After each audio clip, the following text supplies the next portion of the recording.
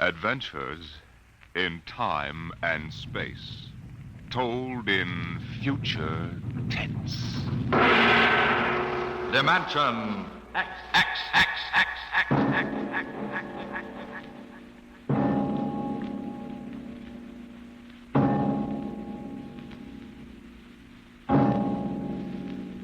The mind of man is still an unprobed field. Within it lie many mysteries still unsolved. But there are men today, psychologists now experimenting with telepathy, hypnosis, thought transference, who believe that in the future we may discover the existence of a force of the mind more powerful than any force the world has ever known. We go ahead now in time some 10 years, and in space to the campus of a small eastern college. The hour is late, and in one of the dark college buildings, two men stand in front of a door that bears the name Professor Arthur Barnhouse, Psychology.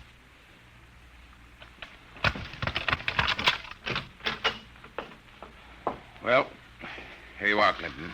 Thank you, Major. Here are the keys to the professor's desk and files. I guess you inherit everything now. You might as well dictate a full report while everything's still fresh in your mind. I'll wait and see you home. Oh, no, that isn't necessary. I'll be all right. You sure? After what's happened tonight, we wouldn't want you to have an accident, too. Major, after what happened tonight, I have a hunch the whole world is ripe for an accident. I'm afraid you're right, Clinton. Well, good night. Good night.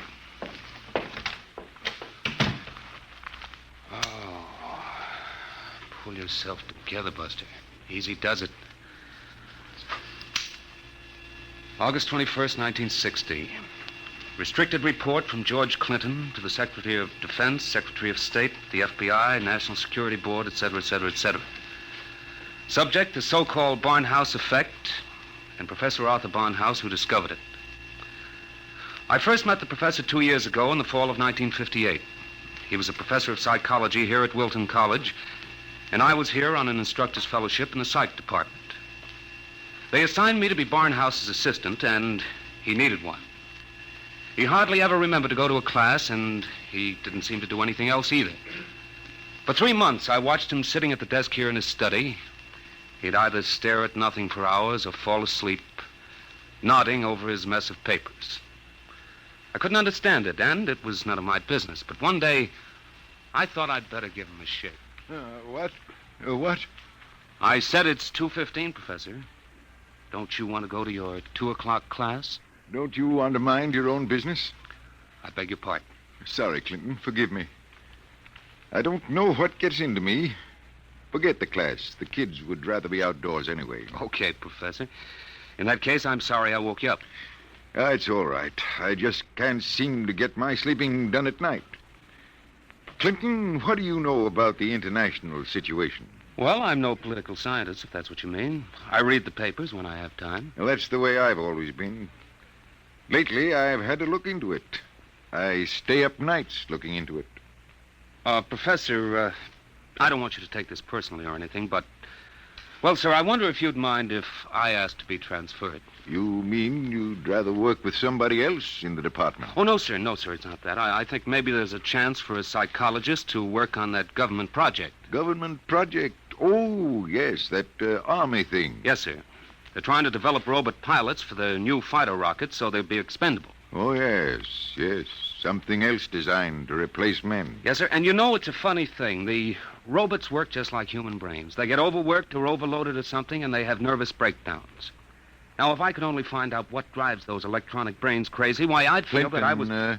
if you want to study a brain that's going crazy, never mind the robots. You can go to work on me. What are you talking about, sir? I don't know.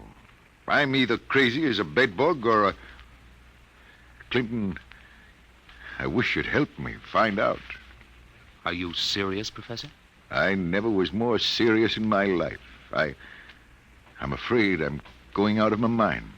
But why? What makes you think so? This is what makes me think I'm crazy. Those dice? Clinton, do you know what the odds are against my rolling a 7? Oh, about 5 or 6 to 1. Watch.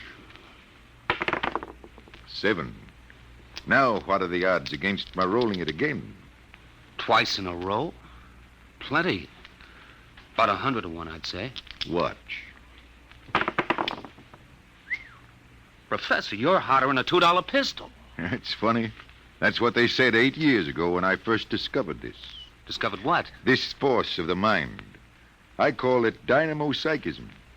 You mean you shove those dice around just by thinking about it? People have always thought there could be a force of the mind. You know that. Fortunately or unfortunately, I've learned to control it. Yeah? How did you happen to find out about this, Professor? Well, it was about 10 years ago, back in 1948. I made the mistake of going to a psychologist's convention, and in order not to appear unsocial, I happened to find myself, for the first and only time in my life, in a dice game. What happened? I didn't have the faintest idea what was expected of me, and someone told me to roll 7s. So I did. 10 of them. I'll bet you weren't asked back into that game. That night, in my room, I realized that it simply couldn't have been an accident, Clinton. I tried to reconstruct the exact scene, the position of my body, and finally, the thoughts in my mind. And that was what did it. I remembered what had been my train of thought, and I proceeded to roll 7s, not 10 consecutive times, but 50. Brother, there it is again. Professor, can you do anything else? I mean, besides shove dice around? You see that inkwell on my desk? Sure. Watch it. Don't take your eyes off it. If nothing happens, say so, and I shall go quietly, even happily, to the nearest sanitarium. Okay, Professor, shoot. Hey, why, it just blew up. Yes, I'm sorry. I didn't mean to splash ink on your suit. That's okay, Professor. What was that funny noise? Oh, that? The dynamo psychic waves are a little like ultra-high frequency waves. Sometimes, when I turn on the power, they create a kind of static. Listen, Professor, how much power have you got? Could you blow up anything, well, you know, big? I could flatten the Great Wall of China. Boy, you'll make the helio-oxygen bomb look sick. And that's what scares me, Clinton. The thought that maybe I could use this power to save the world. Clinton, you've got to help me. Who, me? Professor, when it comes to international relations, I don't know from where. You'd better get in touch with the State Department. State Department? Yes, they'd be the ones, wouldn't they? Well, you probably want to be getting home now. I'll see you to the door. I could use a breath of fresh air. Okay, Professor. You better stop brooding about this. You get somebody else to do your worrying for you. Yes, you're right. I have been brooding, wondering what to do. Just sitting and staring endlessly at that awful monstrosity across the way. You mean the old bell tower? Yes, I've gotten so I can't stand the sight of it anymore. Professor! Professor, look, what... Well, there's nothing left but a pile of rubble. Oh, my, I didn't really mean to do that. Well, you see, Clinton, it's got to the point where my lightest whim is more dangerous than a blockbuster. Professor, you get in and write that letter to the State Department right now. You packed too much of a wallop.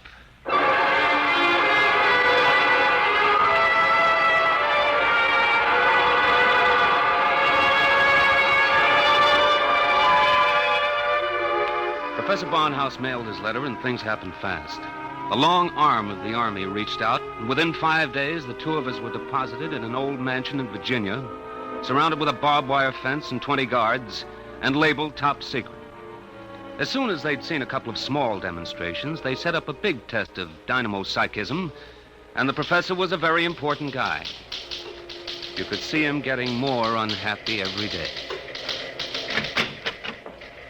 General Barker, I've got to talk to you. Just a minute, Professor. We're cleaning up the last details on Operation Brainwave. We'll roll at 1400 hours tomorrow. At 1400 what? 2 o'clock tomorrow afternoon. The robot-controlled fighter rockets will take off at exactly 1400 minus 10 and appear over the target at 1400. Watching from here over the video screen, you will then try to knock all 20 of them out of the sky. Think you can do it? Of course I can do it. Fine. and we've taken care of everything. Everything except that you neglected to ask me if I wanted to do it. I don't. This whole thing strikes me as childish and insanely expensive. We'll decide about that. But what's the good of it? I wouldn't mind acting as a defense weapon if it were necessary. But I can make all wars and armaments unnecessary. I could give every nation what it needs. I could move mountains, build roads, dig irrigation canals. I have a technique which costs nothing and can do immense good. You're spending millions to prove that it can do immense damage. It doesn't make sense. You know something, General? He's right. Of course I'm right. I want you to send me and Clinton back to Wilton College. Right away. That's quite impossible, Professor. This operation has gone too far to be called off now. Yes, but... Even if we wanted to call it off.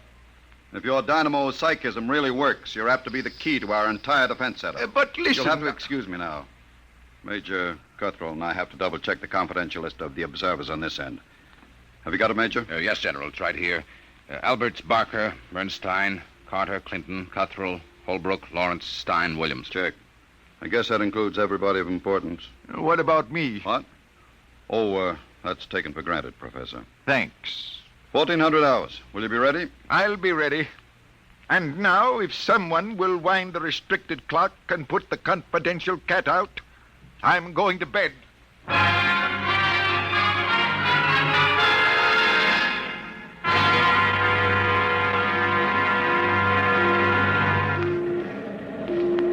YDR to brainwave control. Observation plane to brainwave control. Come in, please. That's McKinley in the observation plane. Cut me in. Hello, McKinley. Reading you clear on the speaker. Everything all right? All okay, General. Takeoff uneventful.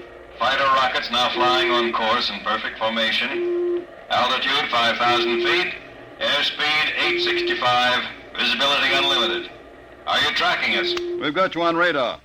Haven't picked you up on the video screen yet. What's your estimated time of arrival over at the target? ETA, 2 minutes. Check. Remember, McKinley, the observation plane is not to enter the target range. Veer off and circle at the 10-mile limit. Bring the rockets overhead by remote control. Check. Observation signing off.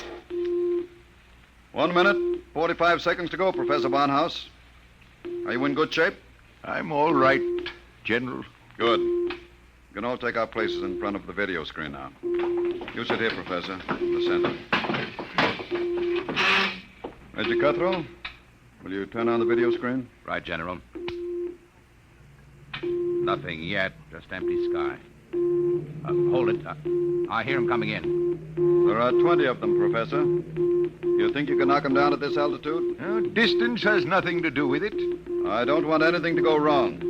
You're sure you feel all right? General, I know I can do it. If that's all that's worrying you, let's call the whole thing off and save $20 million. There they are. They're coming in. Get ready, Professor.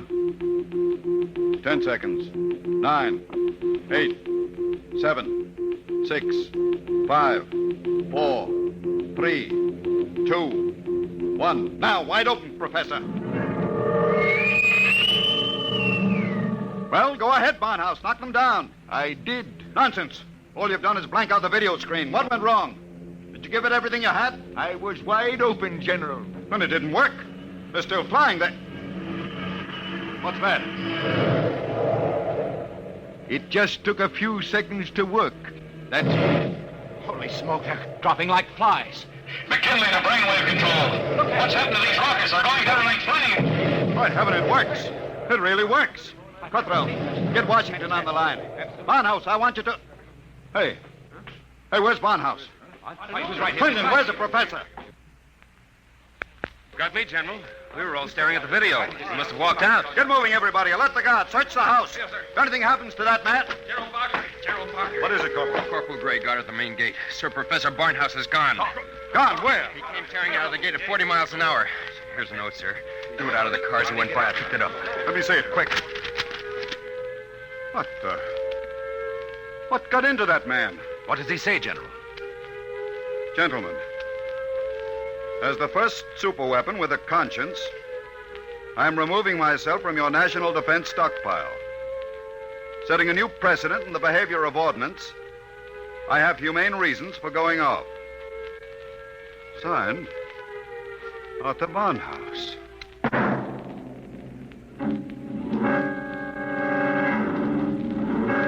Barnhouse was gone, and within 12 hours, the world was on a spree. The headlines were glorious or terrible, depending on what you think of the things the way they are. Hey, Barnhouse flattens helio bomb factory! The dynamo's psychic waves reached every corner of the world. In every country, every continent flashed the news of what was happening. Hey, Barnhouse knocks out hidden atomic stockpile in Asia! There was a new kind of war, the war of tattletales.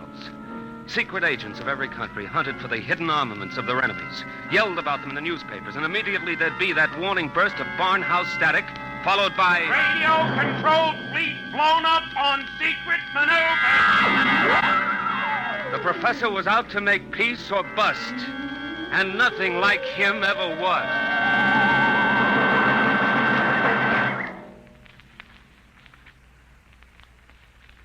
Look, Major Cuthrell, I told the FBI and the Army everything I know weeks ago. I've answered questions till I'm blue in the face. I didn't come here to ask questions, Clinton. I came to ask for your help. My help? That's right. To find Barnhouse. What if I don't want to? If you're his friend, I think you'd better. Why pick on me? You've got the FBI, the police, and Army intelligence. Why can't you find him yourselves? We're trying. But you know the man well. You could spot him where we wouldn't. And you're the only one who can. Maybe. But why should I? Wherever he is, I think he's doing fine. He's making war impossible, and I like it. So do I. Yes? He's putting you out of a job. That's all right with me. I'll retire to a truck farm with pleasure. Well, then? Look, Clinton, we aren't the only ones in this race. Every country in the world has its best agents out hunting for Barnhouse. Nobody can beat that kind of a manhunt. He seems to be doing all right so far. Sure, but how long do you think he can keep it up? A week? A month? Sooner or later, he'll be spotted. And if the wrong people find him, Clinton, we're done for.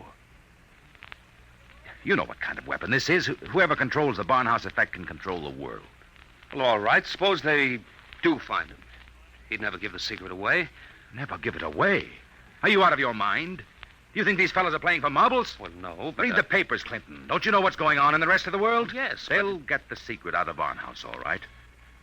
What happens to him in the process won't be very pretty. Well, he must realize that, then. He'll never let himself be taken alive. He may not have the choice. And if he doesn't, God help us all. All right. All right, I'm in. Good. Now, do you know anything that you haven't told us? Anything that might give us a lead? Only this. It was addressed to me. I found it here on his desk the morning after he escaped. You mean he came back here? Yes. I guess he needed to pick up some personal effects. Anyway, the files were open, and he left this note on a scrap of paper. Anything to do with the Barnhouse effect? Read it yourself. It's Greek to me. Just these few lines scrawled on a piece of paper, and the last one breaks off right in the middle of a sentence. This stuff doesn't make any sense at all. You know, from the looks of this, I'm beginning to wonder if the professor isn't going off his rocker. I thought of that, too. All the more reason why we've got to get to him quick. He may be helpless, and the whole world's on his track. Come on, Clinton. We haven't much time.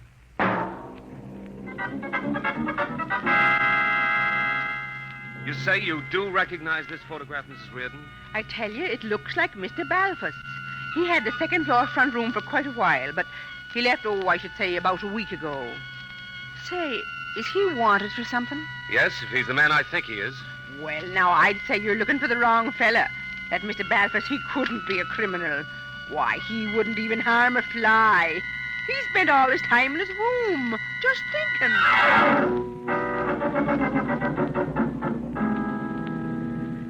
Oh, brother, it's hot. What a way to spend an August afternoon, huh, Major?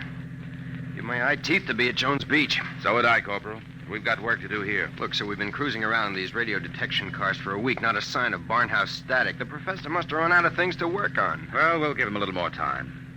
Switch to shortwave. See if there's anything special coming through. Yes. Try the 9-meter band. This is Radio Miranda calling. Let's hear that. Our American enemies who have hidden behind the unjust and diabolical persecution by Professor Arthur Barnhouse will tyrannize us no I more. wonder if the professor's out of May this. our glorious leader takes up his residence in a shelter, shielded with lead against all dynamo psychic rays. With his protection designed by our brilliant scientists to be absolutely impregnable against the Barnhouse effect. You will once again lead us on the path of our glorious death. Quick, triangulate it and get me a fix. I've got it. Let me check this chart. Quick, man. 3.9, 1.7. Oh, my aching back. What is it? We haven't got a prayer of finding a major. He'd have to be picked out of 2 million people. Where is Barnhouse? Right where I was wishing I was. Right smack in the middle of Jones Beach.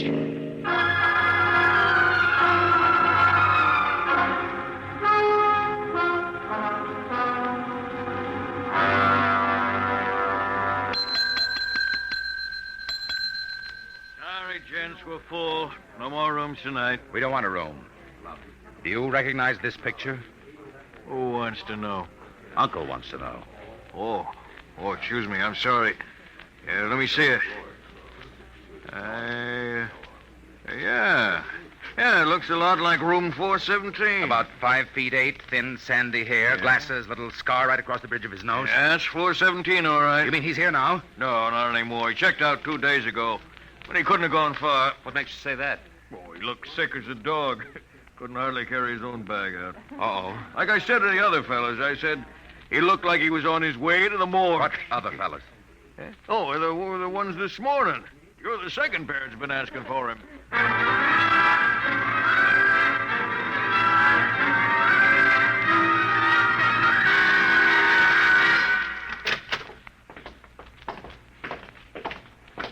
Here we are, Ward 15.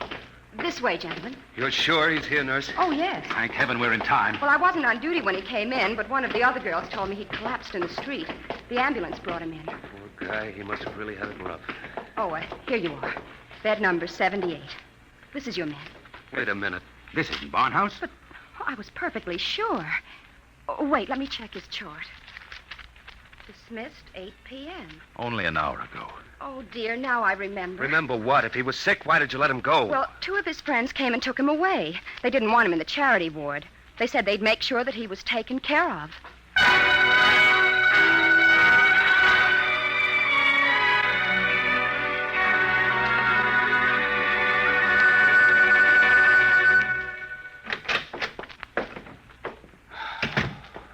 Every time I walk into this study, I keep hoping somehow I'll wake up out of a bad dream and find the professor just sitting here.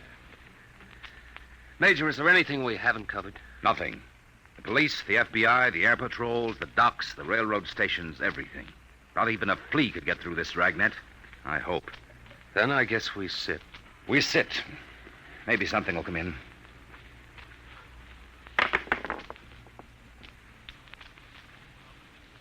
Do you have to roll those dice? I'm sorry. I wasn't thinking. An hour. That's what's driving me crazy. 1 hour sooner and he'd have been in our hands, not theirs. I know. Well, maybe he's still all right. How can he be all right? He's in the hands of a foreign power. We don't know that for sure. The professor was a likable little guy. He couldn't have lasted this long if he hadn't found some friends. Maybe they came and took him away. Well, grab that. Hello? Yes? Clinton, is that you? Professor Barnhouse. Clinton, they've got me. Who's got you? Where are you, Professor? I don't know. They said something about taking me to an airport. An airport? Which one? Listen, Clinton, I've got to tell you. The inkwell. What are you talking about? Remember the inkwell? Professor. Professor Barnhouse. Operator. Your call, please. Operator, that caller just came in here. Can you trace it? I'm sorry, sir, but I'm afraid it's too late. Your party has been disconnected.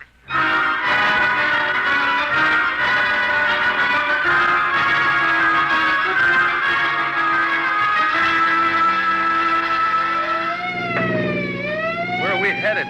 He didn't say which airport. Just a hunch. The commercial airfields are all covered. But there's a little private field out here, I remember. Hasn't been used in years. Better be the one. They didn't have too much of a start on us. Maybe we'll make it in time. Step on it, Corporal. Wide open, Major. How'd he sound? Did he say who had him? No, all he got out was airport and something about an Major, Mr. Clinton, there's a tail light up ahead. Must be another car going like the devil. You're right, I see it. They're turning into the airfield. Come on, faster. Hold everything. Look up ahead. They're switching the floodlights on at the field. There's the plane down at the other end, all warmed up and ready to go. We'll never make it on the road. Hang on, I'm going through the fence, right?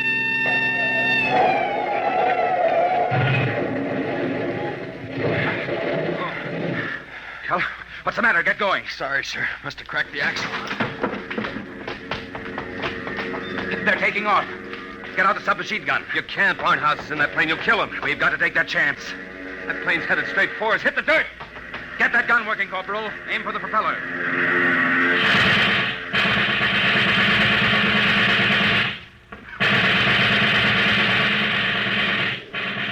Couldn't get him, Major. Well, there goes the old ball game. I'll get through to air patrol, sir. Maybe they can intercept the plane. Not a chance. By the time the fighters got off the ground, the plane would be out of range. No, we've lost, Barnhouse. Nothing can save us now. Hey, what?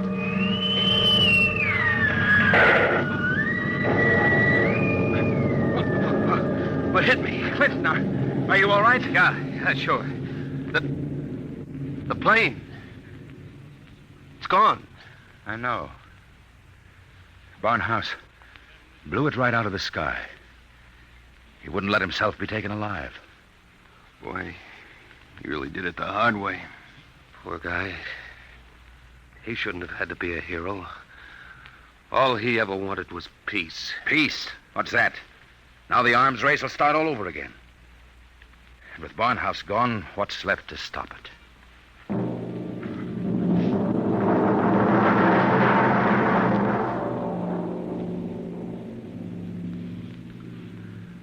So they brought me back here to the professor's old study to dictate this report. I'm sitting here at his desk, and it's just the way he left it. Papers all over, even his old pair of dice. Arthur Barnhouse is dead. That's going to be good news for some people when they find out.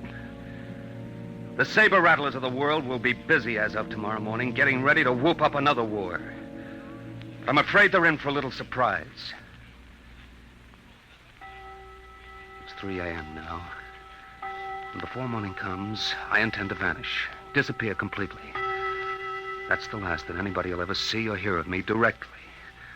That's why I want to tell you now. I've been looking at the new inkwell here on the desk. The professor's last words were something about an inkwell. And in it I found a little scrap of paper. Just a few words, but they complete the note I showed the major. The note that didn't make any sense. The whole thing makes sense now. Professor Barnhouse may be dead. But you haven't heard the last of the Barnhouse effect. Not yet. I've been experimenting while I've been talking to you. And now the time has come for me to say goodbye. You see, I've just rolled my 50th consecutive 7.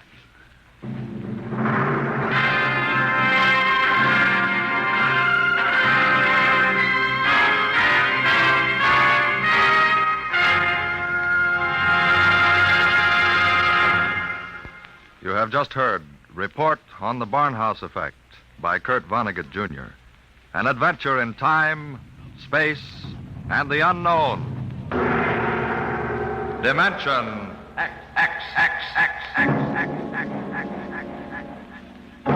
Next week, the strange story of the interspace rocket Star Cloud, which vanished mysteriously behind the Great Galactic Barrier in the year 1986. What happened to it and to its crew? We'll tell you next week.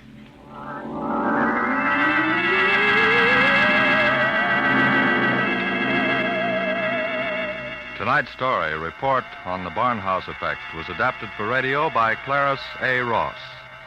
Featured in the cast were Bill Quinn as Clinton, Ed Jerome as Professor Barnhouse, and Carl Weber as Major Cutthroat. Your host was Norman Rose. Music, Albert Berman. Engineer, Bill Chambers. Dimension X is produced by Van Woodward and directed by Edward King.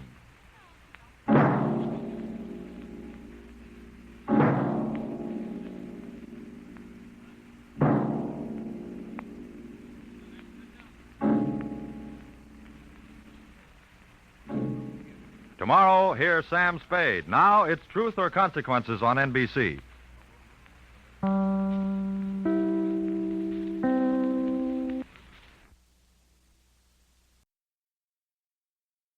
Adventures in Time and Space. told in future tense. Dimension X.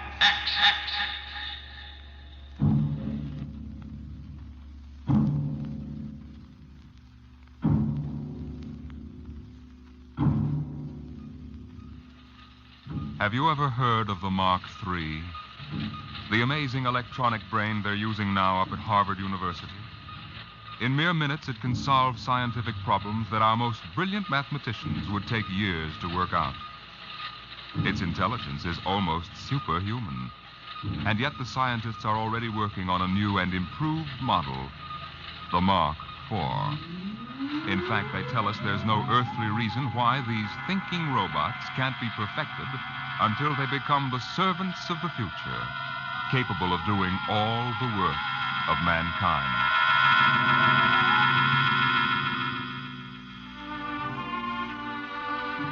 Yes, that's what the advertising billboard said in the year 2006. Housework made easy by the perfect domestic servant. Modern Mechanicals Agency, Harry Underhill, president. The billboard showed a smiling family, sitting with folded hands, watching their mechanical robot pour their morning coffee. But in the home of Harry Underhill himself, things weren't quite as pleasant at breakfast this day. I just can't understand it, Aurora. Look at this. Modern Mechanical's down 3 points. Yesterday, Smithson canceled his order. If I could only figure out why. Why don't you ask him? Oh, Frank, dear, eat your oatmeal. Oh, Mom. I just don't understand it. Business was good, and then boom. Some louse must be undercutting my prices, that's all. How many robots were canceled? Not robots. Mechanicals, Aurora. How many times They must are I... robots, aren't they? Please, Aurora, there's an important difference in sales psychology. Maybe people are getting wise to your robots and mechanicals. What do you mean, Aurora? The perfect domestic servant. They're ugly, stupid, clumsy, walking junk piles. Aurora. The one you brought home to me can't even wash the clothes properly. It's more trouble than it's worth. Aurora. You know our mechanicals are the best on the market. Those animated tin cans you sell? They're certainly not making us any fortune. Well, with this new model, things are bound to pick up a little. If that Jarvis order just comes through... Oh, that robot of yours. There's something knocking again. Hey, wait. Put that plate back. I haven't finished my breakfast yet. Wait! Harry, you know you've got to say stop. Stop. Stop. You always get excited. You'd think you never saw a robot before. Not robot, mechanical. All right. Look, it's not its fault. We just took too long to eat. Timing relay is set for 15 minutes. Never mind. I want my coffee back. Set. There. Isn't that simple? It bends at the waist, stretches out its arm, and picks up the coffee pot just as if it were yours. Hey, watch out! And spills it right in your lap. Oh, my clean suit, Aurora. Oh, no. Harry, you know it's relayed to announce dinner after it sets the table. Hey, there goes my coffee again. Stop. Set. Harry, you can't give it 2 orders at once. What's that smell? There must be a short. Now see what you've done. Got it all upset. I did. All I said was... Harry! Stop. Oh, it's no use. The brain coil's shorted out. Well, do something. Harry, do Me, something. I sure will. I'm going to the office. I'm getting out of here.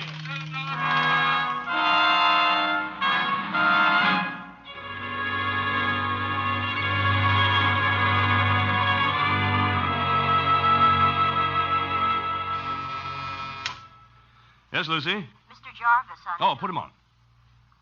Hello, Underhill? Hello, Mr. Jarvis. I'm glad you called. I was just going to ring you.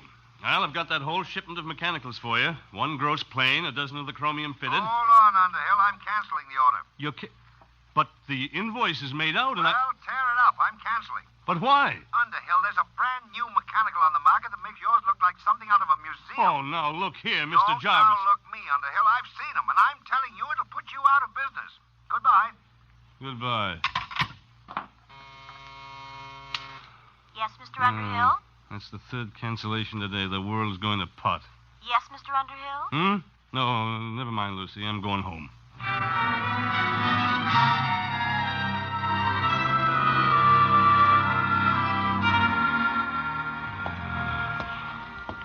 What a day. I wonder if Aurora'd smell it on me if I ducked into Garrigan's. She's got a nose like a beagle. Hey, that building wasn't here last week. Humanoid Institute. The perfect mechanical. Oh, no. We didn't have enough competition. Hey, these must be the cutthroats that are underselling me. At your service, Mr. Underhill. Huh? Oh, you startled me. Didn't hear you. Hey, you're a mechanical, aren't you? Not bad, not bad. Very lifelike. Won't you come in, please, and examine our service? Yeah, that's a remarkable voice. They've licked the variable inflection problem. You know, I'm in the same line myself. Mechanicals, I mean. We're aware of that, sir. Oh? Hey, some building you've got here. You sure got it up in a hurry. The Humanoid Institute at your service, Mr. Underhill. Yes? Oh, how'd you know my name? For us, that was not difficult. Oh, is that so? Oh, wait a minute.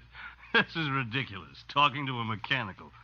Must be somebody inside operating you by remote control. No, Mr. Underhill. Of course, there is Humanoid Central, which powers and controls all of us, but that is located on Wing 4. Wing 4? A planet in a remote part of the galaxy. Oh, yeah. Well, may I see your salesman, please? We employ no human salesman, sir. We ourselves can accept your order for immediate humanoid service. Oh, wait a minute. You can't expect me to buy one. I'm in the business myself. There will be no more need for your electronic mechanicals, sir. Once you have accepted our service, you will no longer have to work. Everything will be done for you. Everything? That's quite an offer. At that rate, you'll have trouble supplying the demand. I think not, sir. As you can see from our storage room. Humanoids are now arriving at the rate of 5,000 per hour from Wing 4. 5,000 per hour? We are anxious to introduce our complete service on this planet, sir, to bring happiness to everyone. May we come out to your home for a free trial demonstration? No, I admit you're remarkable. The voice, the movement, graceful even. But I'm still in business, and what's more, I wouldn't have you around the house. I'm afraid you will have no choice. Sooner or later, it will be necessary. Oh, is that so? Over my dead body, let me out of here. At your service, Mr. Underhill.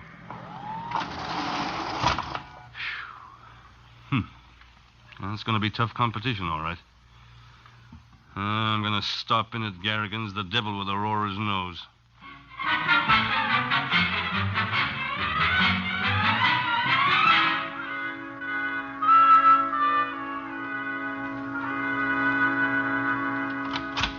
Oh, hi, Pop.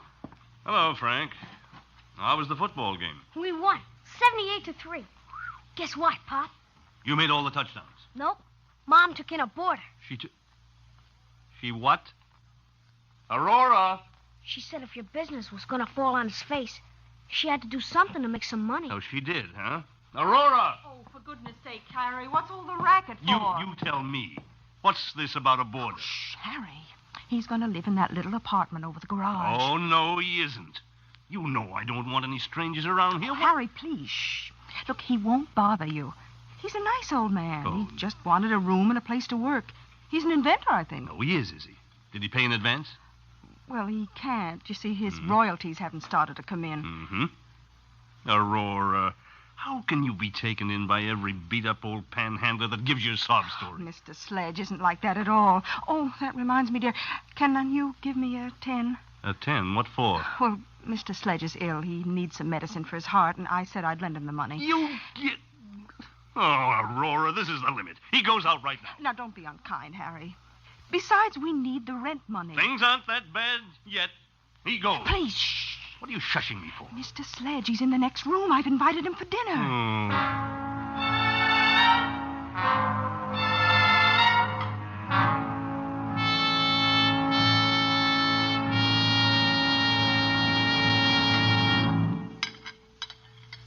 Frank, dear, wipe your mouth. Oh, Mom. More gravy, Mr. Sledge? No, thank you, Mrs. Underhill. Mr. Sledge, my wife tells me you're a traveling man. Expect to move on soon? Harry. I had hoped to do a little work, Mr. Underhill. You see, I've applied for basic patents here on Earth for a very important development. Oh, a new invention, huh? Yes. My field is rhodomagnetics. What? Rhodomagnetics. It's a new force field theorem, key to the second triad of the periodic table. Rhodium, ruthenium, and palladium. I'm afraid I'm a little rusty on my science. It's well known in other parts of the galaxy, but I've been able to apply for basic patents here. Worth millions, huh? Perhaps you find it strange that the holder of such valuable property should be in need. Well, yes. I'm a refugee, Mr. Underhill. I arrived on this planet only a few days ago. Mm-hmm. But you will be shoving on again. Oh, for goodness sakes, Harry. That's all right, Mrs. Underhill. I understand. After all, I am an intruder in your home, and if it inconveniences you at all, I'll find some other place to sleep and set up my workshop.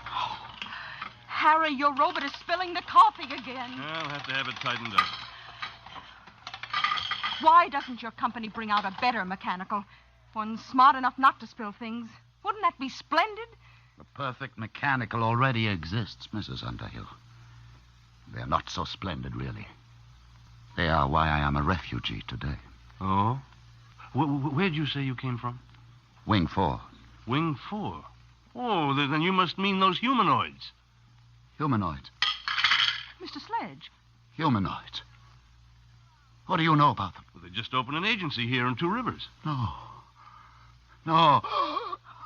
Harry. What is it? What's wrong, Mr. Sledge? Give him some water. It must be his heart. Call Dr. Winters, Aurora. No.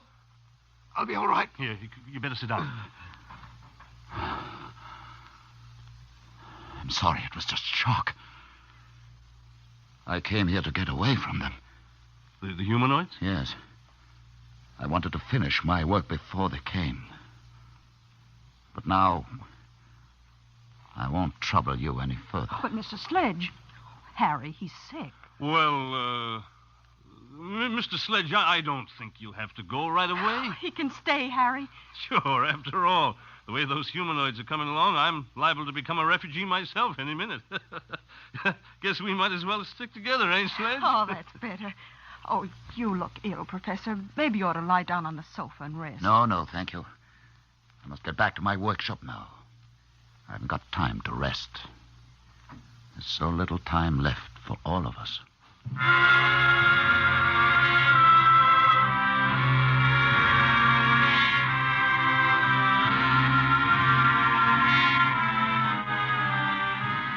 Good morning, Mr. Underhill. Good morning. Mr. Underhill, you look awful. I feel awful. What's in the mail? 6 more cancellations. The Eat Quick restaurant chain sent back your shipment. They've installed humanoids. Mr. McIntyre from the bank called. He's refusing your loan. He said since Humanoid Institute opened, you're a bad credit risk. Good. I guess that's all. Oh, there's something to see you.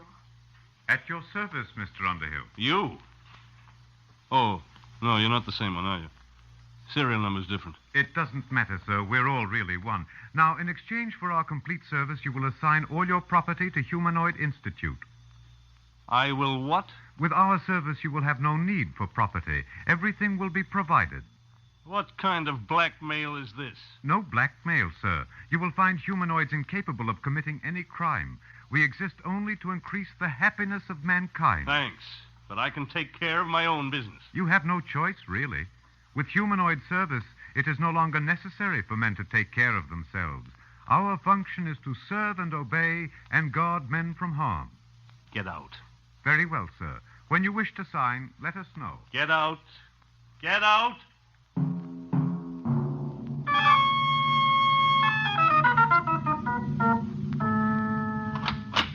Aurora, I'm home. At your service, Mr. Underhill. What's the idea of this? You get out of here. Aurora! Mrs. Underhill has accepted our free trial demonstration. We cannot leave unless she requests it. We'll see about that. Aurora, where the devil are you? Oh, hello, Harry. What's this mechanical doing? What's happened to you? Isn't it wonderful? Had my hair done, the manicure. But- The humanoid did it. And cleaned the house all over, washed all the clothes, and gave Frank his music lesson. Now, wait a minute, Aurora. I won't have this monster in my house. Oh, it's just a free trial, Harry. Just wait till you taste the dinner it cooked. Everything you like best. Roast duck. I don't care if he cooked a duck. And the most complicated pastries. I could never cook like that. Well, might as well eat. But I'll need a drink first, though. All right, Doc. I'm sorry, sir. What? We exist under the prime directive to guard men from harm. Alcoholic beverages in excess are bad for human consumption. We have taken the liberty of removing them from the house. Now, look here. Mr. Underhill, dinner is served.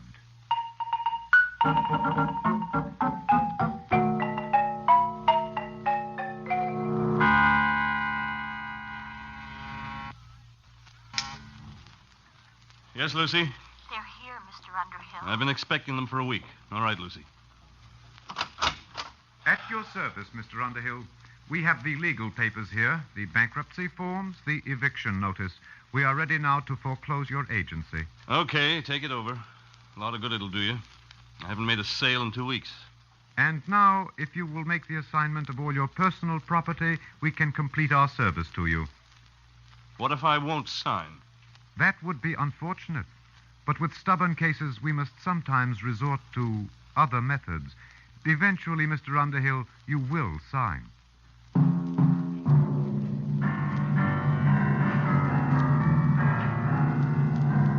Of all the darn, stinking darn... Whoa, Frank, what's the matter? What's the trouble, son? That old humanoid. Oh, you're not happy? You should be. It's guaranteed. They took away my football. They said it was too dangerous to play with it. And my roller skates and my scout knife and everything. Did they leave you anything? Just some stinking old plastic blocks. Soft blocks. They said I couldn't get hurt with them. Dad, I want my football back. Can't you do anything? I don't know, son. I don't know.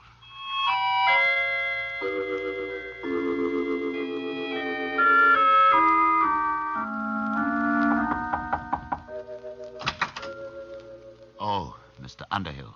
Mind if I come in, Sledge? No, not at all. You mind if I keep working? Oh, go right ahead.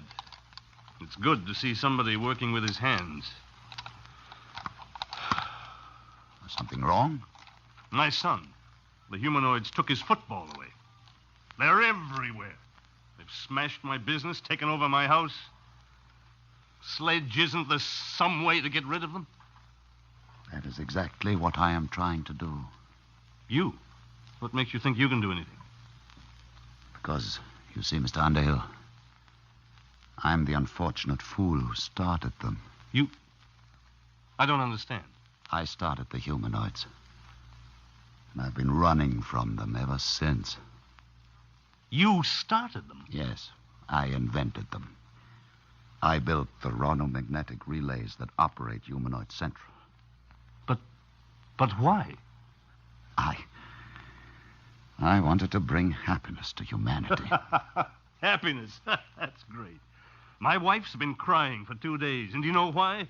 Because she's bored stiff. There's nothing left for her to do. They won't even let her lift a little finger. I don't blame you for feeling bitter, Mr. Underhill. It's all my fault. I wanted them to serve and obey, guard men from harm. No, they do that all right. They've even emptied our medicine chest. It wouldn't do for one of us happy humans to end it all with a sleeping pill. Mr. Underhill, I've made the most terrible mistake a man can make. But I meant well, believe me. Then why did you do it? I thought I could rid the universe of poverty and hunger by inventing the perfect mechanical. They're perfect, all right. Too perfect. Yes. That's the trouble. They obey the prime directive too literally. They kill men's souls with their kindness. Isn't there some way they can be controlled? No. I didn't trust mankind, so I made sure that Humanoid Central could not be tampered with. Not even by myself. Then what hope is there? Only one. They're not creative. They can't meet new ideas.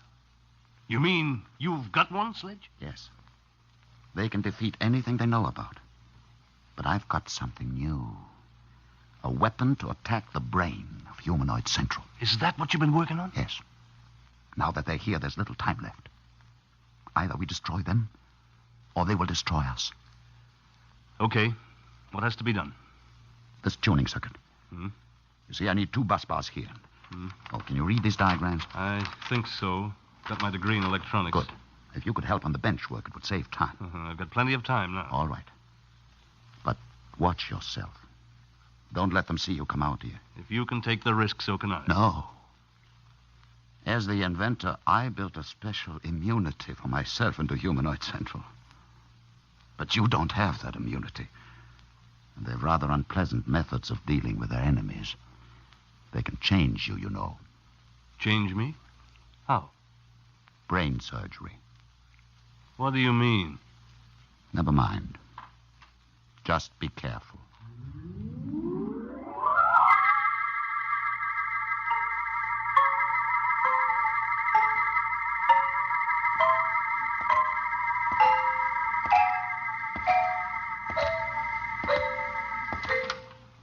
Mr. Underhill. Oh, what do you want? You're going to meet with Mr. Sledge? Yes, as a matter of fact, I'm going to collect the rent. Mr. Underhill, you have spent the past 2 afternoons in his room. In view of your association with Mr. Sledge, we feel that our free trial must be terminated. We suggest that you accept our total service and make the assignment of your property immediately. And if I don't? Then, sir, we may be forced to resort to other methods. Well, give me one more day to think it over. Very well, sir. Tomorrow. That will be your last chance.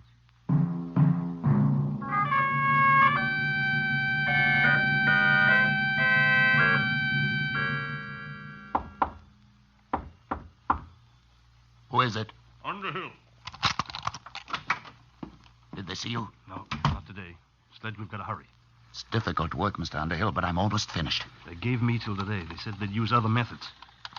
What's that? The humanoids building some kind of a warehouse across the road. Sledge, are you sure this thing will work? It's a new principle, Underhill. A tuned rhodomagnetic light beam. It should act to fission the heavy atoms of the basic ores on Wing 4. It will destroy Humanoid Central. But are you sure? I know the humanoids. I made them. They can't invent anything. They can't create defenses against something new. It's done. It's finished, Underhill. You going to use it now? Immediately. I'll have to feed the astronomical data into the calculating circuits. There must be zero error in focusing. What will happen? Wing 4 will disappear in a chain reaction. Humanoid Central will be destroyed. They'll stop. Ready now. Stand clear, please.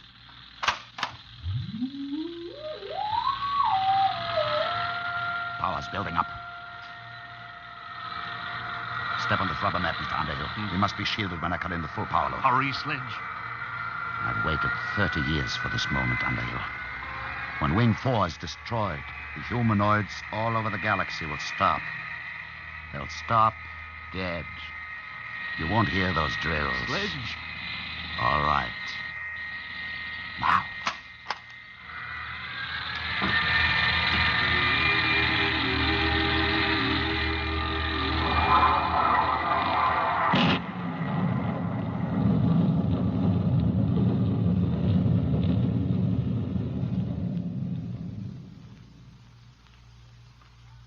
Do you hear anything? Sledge. Listen. The drills have stopped. They've stopped. You can see them. The humanoids have stopped. They couldn't guard against something they couldn't understand. It worked, Underhill. We're free now. Goodbye, Wing 4. Humanoid Central is destroyed. At your service, Mr. Underhill. No, Sledge. Get out of here. Get out. You were attempting to break the prime directive. It is therefore necessary to interfere. But you stopped.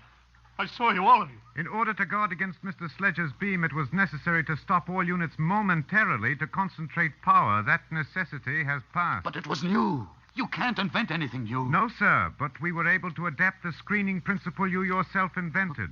For the past 30 years, Humanoid Central has been screened against any energy attack. All these years wasted.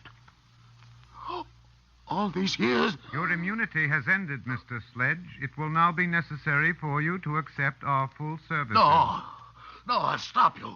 I'll stop all of you. No, Sledge. I'll stop you with my bare hands. I'll kill you Sledge, all. no, it's no use. Do not worry, Mr. Underhill. At worst, he can destroy one unit. There are millions more. Sledge, you'll hurt yourself. Sledge! I'll kill him. He's sick. It's his heart. You, get a doctor. Until he surrenders, we can neither aid nor hinder Mr. Sledge. Do you surrender your immunity, Mr. Sledge? Have to. Last chance. Gone. Yes. Help me. Help me. At your service, Mr. Sledge.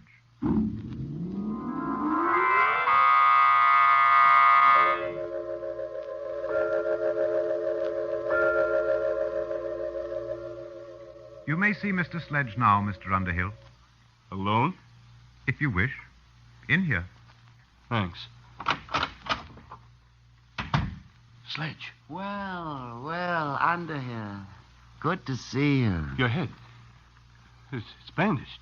Is it really? They've done something to you. Are you all right? Oh, fine. Never felt better. You never felt better? No. In fact, I feel 10 years younger today. You sound so happy. Why not? These humanoids have made a new man of me, Underhill. They're wonderful, aren't they? Wonderful?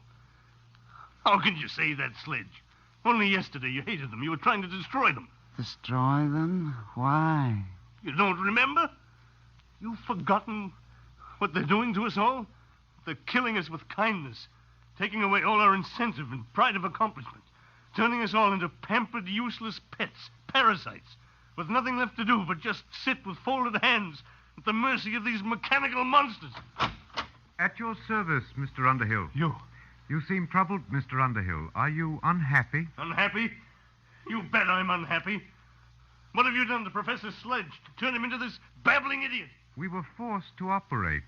For years, Mr. Sledge has been suffering from a benign tumor of the brain. It caused him to have hallucinations, to believe that he was actually the creator of the humanoids. Did I? Yes. It was these delusions which were making you unhappy. Oh. Well, whoever did invent the humanoids, I certainly owe him a debt of gratitude now. Sledge. You see, Mr. Underhill, we have ways to correct these abnormal conditions. Even Mr. Sledge is happy now. You operated on his brain? Yes, Mr. Underhill. And now we are at your service. At my service? You mean you're going to operate on... No. The time has come for you to accept and enjoy our complete service. You will now sign our agreement. Look here, If you are unhappy, it only takes a simple operation. No. Who said I was unhappy? I'm very happy. I'll sign your paper. You don't have to operate on me. I'm happy. I'm very, very happy. Very happy.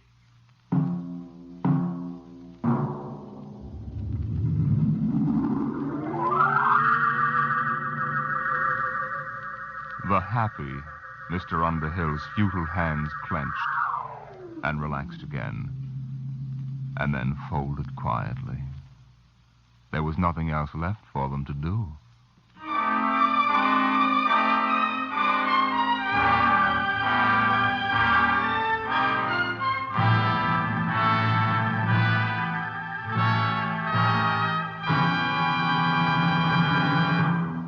You have just heard the Jack Williamson story, With Folded Hands, an adventure in time, space, and the unknown world of the future, the world of Dimension X.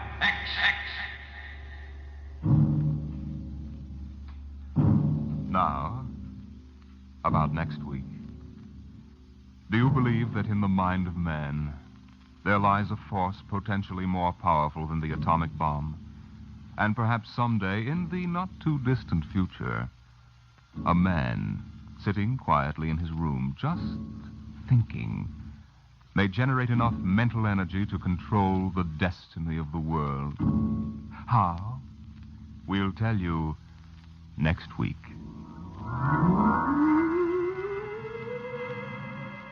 Tonight's story on Dimension X was adapted for radio by John Dunkel. Featured in the cast were Philip Bornoff as Harry Underhill, Alexander Scorby as the humanoid, Peter Capell as Professor Sledge, and Bryna Rayburn as Aurora. Your host was Norman Rose. Tomorrow, hear Sam Spade. Now, it's Truth or Consequences on NBC.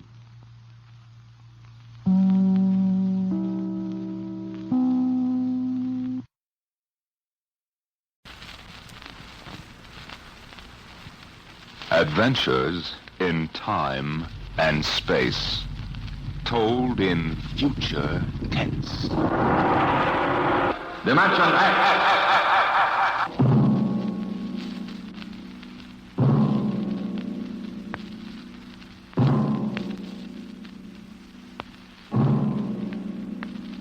Can you predict what will come in 100 years? Or in 10? Or in the next minute? Some people think they can. Nuclear scientists, mathematicians, astronomers, biologists. They'll predict the shape of the future. Why? Because they make the future. Because they see beyond the known dimensions of time and space into the unknown. Dimension X.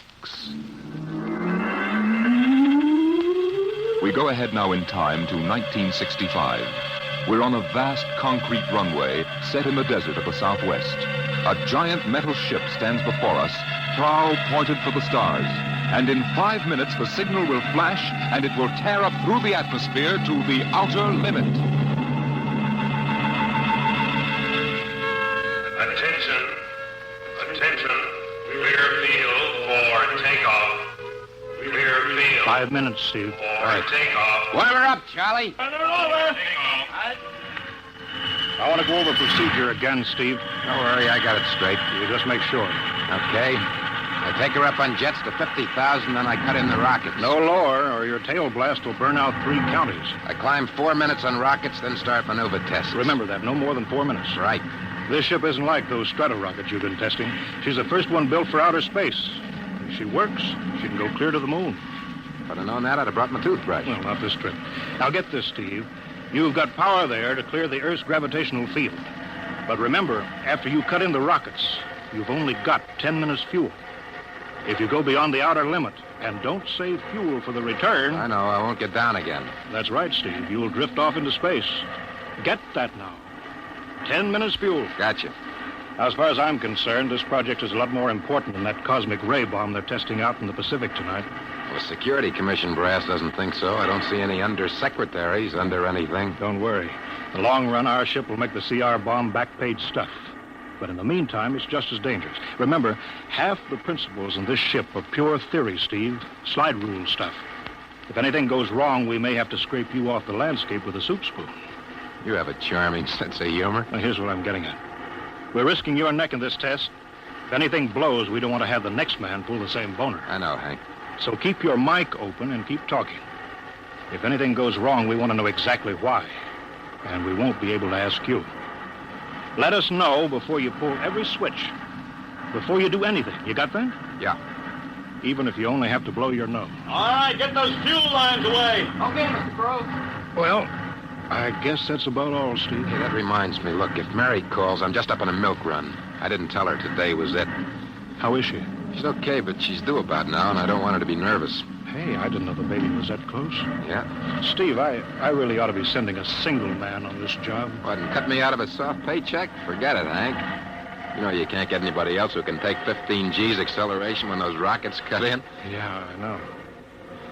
It's time, Steve. Yeah. Well, see you later. Don't worry, Hank. I'll sweat for both of us. Button her up, Charlie. So long, Hank. So long. We'll give you the light from control.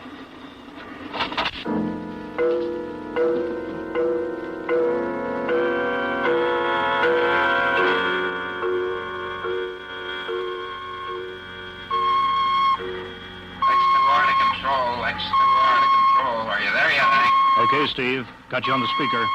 I'm ready to go. Mr. Hanson. Ready on radar, Sergeant? Check. Mr. Hanson, you better see this. What is it, Elsie? Message center for Steve. Mrs. Weston just left for the hospital. What? Hello, Steve. Yeah. Stand by a minute. Shall we hold the takeoff, Mr. Hanson? What? Oh, yes. No, wait just a minute. It's too late now. You going to tell him?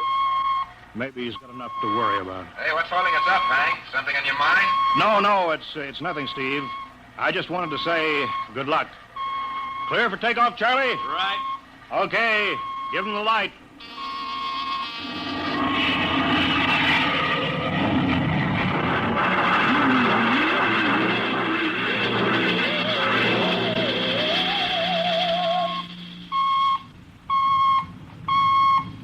All right, Steve, I'm reading you clear. I'm at 40,000. Airspeed 600. She's running fine. Soundproofing works. There's a third-degree waiver in the AGY pressure. Got that, Charlie? Check. Dead center on radar, Mr. Hanson. 50,000 now. Cutting out the port jet. Now the starboard. I'm off jets. Airspeed dropping. Opening the rocket ports. Switch sticks a little, Charlie. Oxy alcohol pressure 350. All right, now I'm advancing the ignition key. There goes rocket one.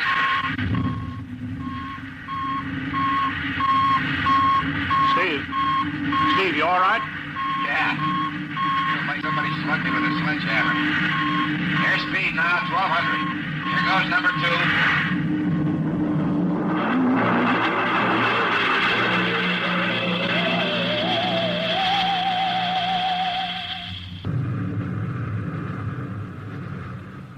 Hello, Steve. Elapsed rocket time is now 4 minutes. What's your altitude? Over to you. Speed 4,400. Still climbing. Altitude 297 miles. All right, you're at the outer limit. Level off for maneuver test. You've got exactly 6 minutes fuel left. Okay. Starting a 3-degree left bank. Just a little sluggish. There, it's all right now. There's a low vibration someplace. Maybe the cockpit hatch. I'm straightening out. 5 minutes fuel left. Now I'm starting a 3-degree Hey! What's the matter?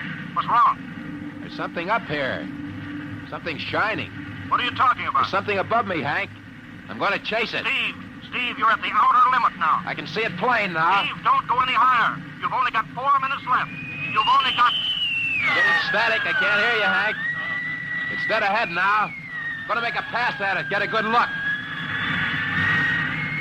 Hey, it's swerving to meet me. It's dead ahead now. It's dead ahead.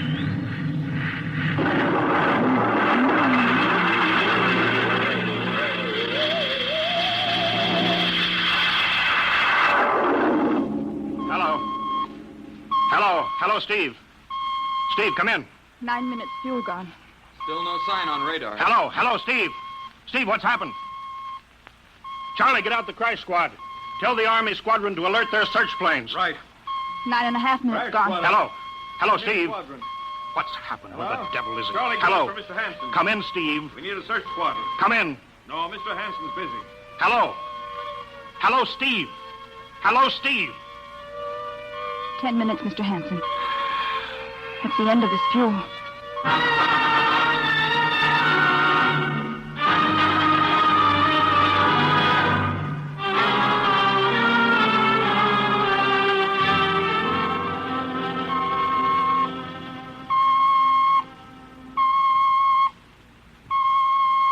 How long's it been now? 10 hours, Mr. Hanson. Nothing more on radar, Sergeant? Screen's blank. Colonel Corelli called in. Search planes are back. They didn't find anything. Should be some trace. Couldn't have bailed out, could he? You don't hit the silk at 4,400 miles an hour. Either went past the outer limit, ran out of fuel. Something blew, and we'll find the pieces scattered from here to the coast. Why does it have to be the best man? Always the best man. I'll get it. Charlie, Yes, I'll take it. we've got to That's figure out me. what was wrong. All right, I'll tell him. Something Right. must have Mr. blown. Hanson, Yeah. There's a message from Northside Hospital for Steve. Well, what is it? Mrs. Weston's fine. It's a boy. Thank you, Elsie. It's a boy, Charlie. Oh. Fine. It's a boy. He didn't even know she went to the hospital. How am I going to tell Mary that? Wasn't your fault, Mr. Hanson. Ship had to be tested. Yeah, we'll build another one, and some other flying fool will shoot past the outer limit into space. Oh, I'm getting old, Charlie. You can remember when I used to take them up myself. Now I've got to send other men. It's a job, Mr. Hanson. Now I'm afraid. Every time I hear a jet go off, I jump. Every time I have to send someone up in a new model, I start to sweat. Mr. Hanson. Yeah? I think there's something on the radar. No flights scheduled in, are there, Elsie? We have the whole day cleared. It's coming in behind us. Here it comes over the building. What crazy jockey is buzzing the field like that? Is that an Army plane, Charlie? I can't see. It's turning. Charlie, alert the field. I know that engine. Steve. That's impossible. Look, that's his ship. It can't be. Well, there's no other model like that. It's Steve, all right. He's coming in. Thank God. Thank God.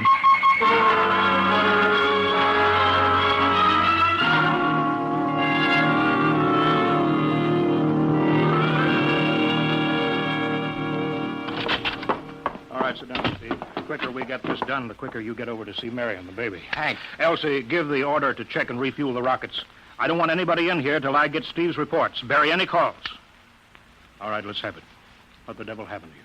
Hank, does that cosmic ray bomb still go off tonight? What are you talking about? Straighten out, Steve.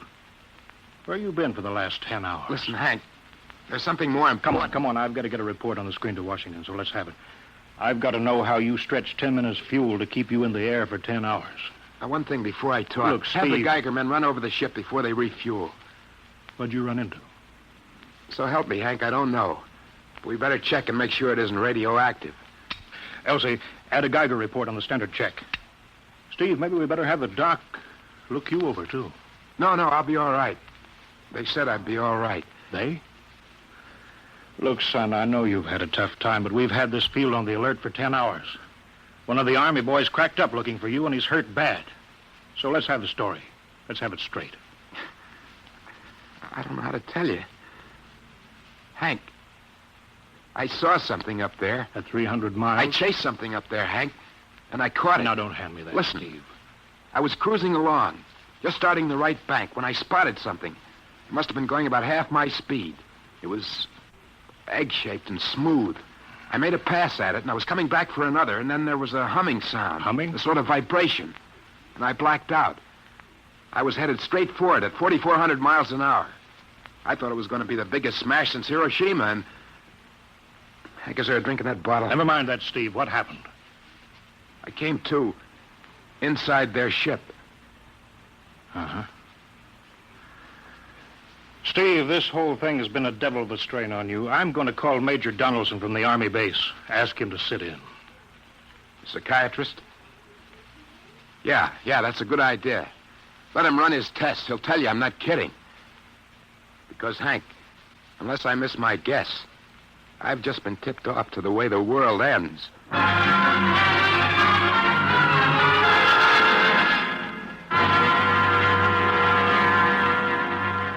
All right, Mr. Weston, suppose you continue your story. Yes, let's have it, Steve. You woke up inside the ship? Yes, and the place was jammed with machinery. Dials, blinkers.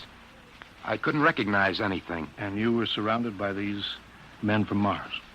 I didn't say anything about men from Mars. I didn't even say they were men. I couldn't see them clearly. They were just there. Where did they come from, then? Another galaxy. Millions of miles outside of our solar system. That's all I know. You figure out where they came from. And they came all that distance to find the Earth? Yes. Did they tell you that? Yes. You mean they spoke English to you? No, they didn't. That's funny. Hadn't thought. They didn't really speak to me at all. They just planted the thoughts in my mind. You mean thought transference, telepathy? Yes, that's right. Well, Steve, what brought them here?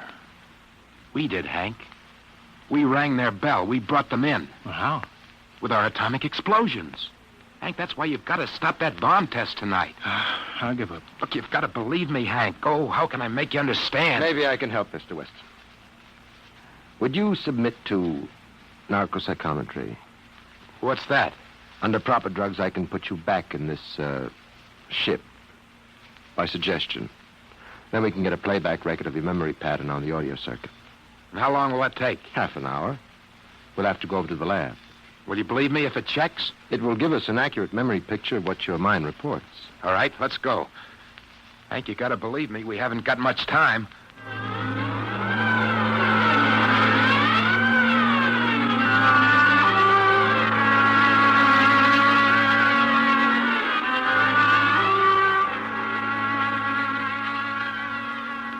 should be getting drowsy now. Count backwards from 10. 10, 9, 8, 7, 6, 6.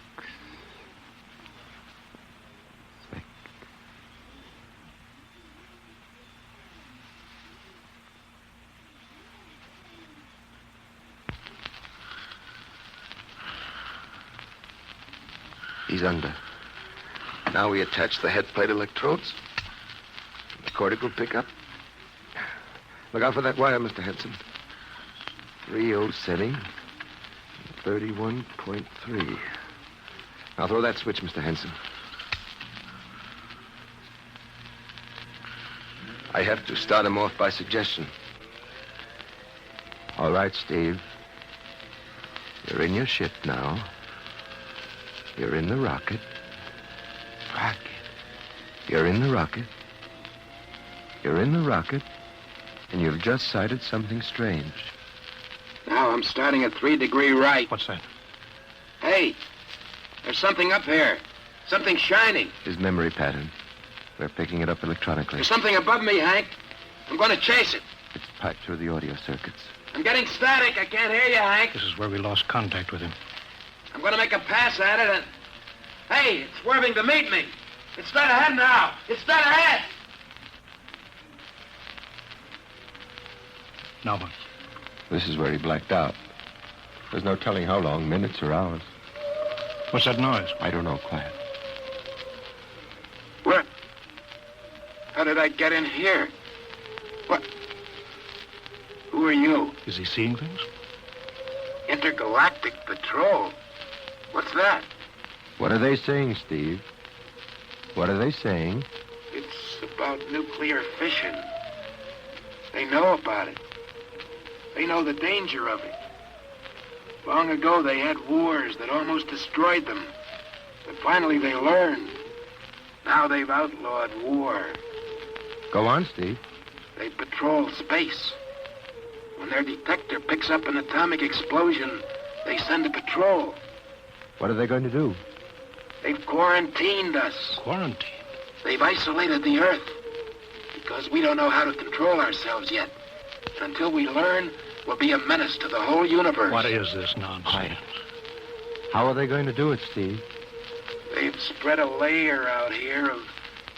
I don't know how to call it. All around the Earth. It's miles deep. When there's an atomic explosion on Earth, the radioactive particles will drift up to this layer and set off a chain reaction. It'll go around the world in microseconds. And that's the end. The end? What's he... Wait. Yes. Yes. I understand. I've got to bring back the warning. You're going to put me back in my ship to bring the warning.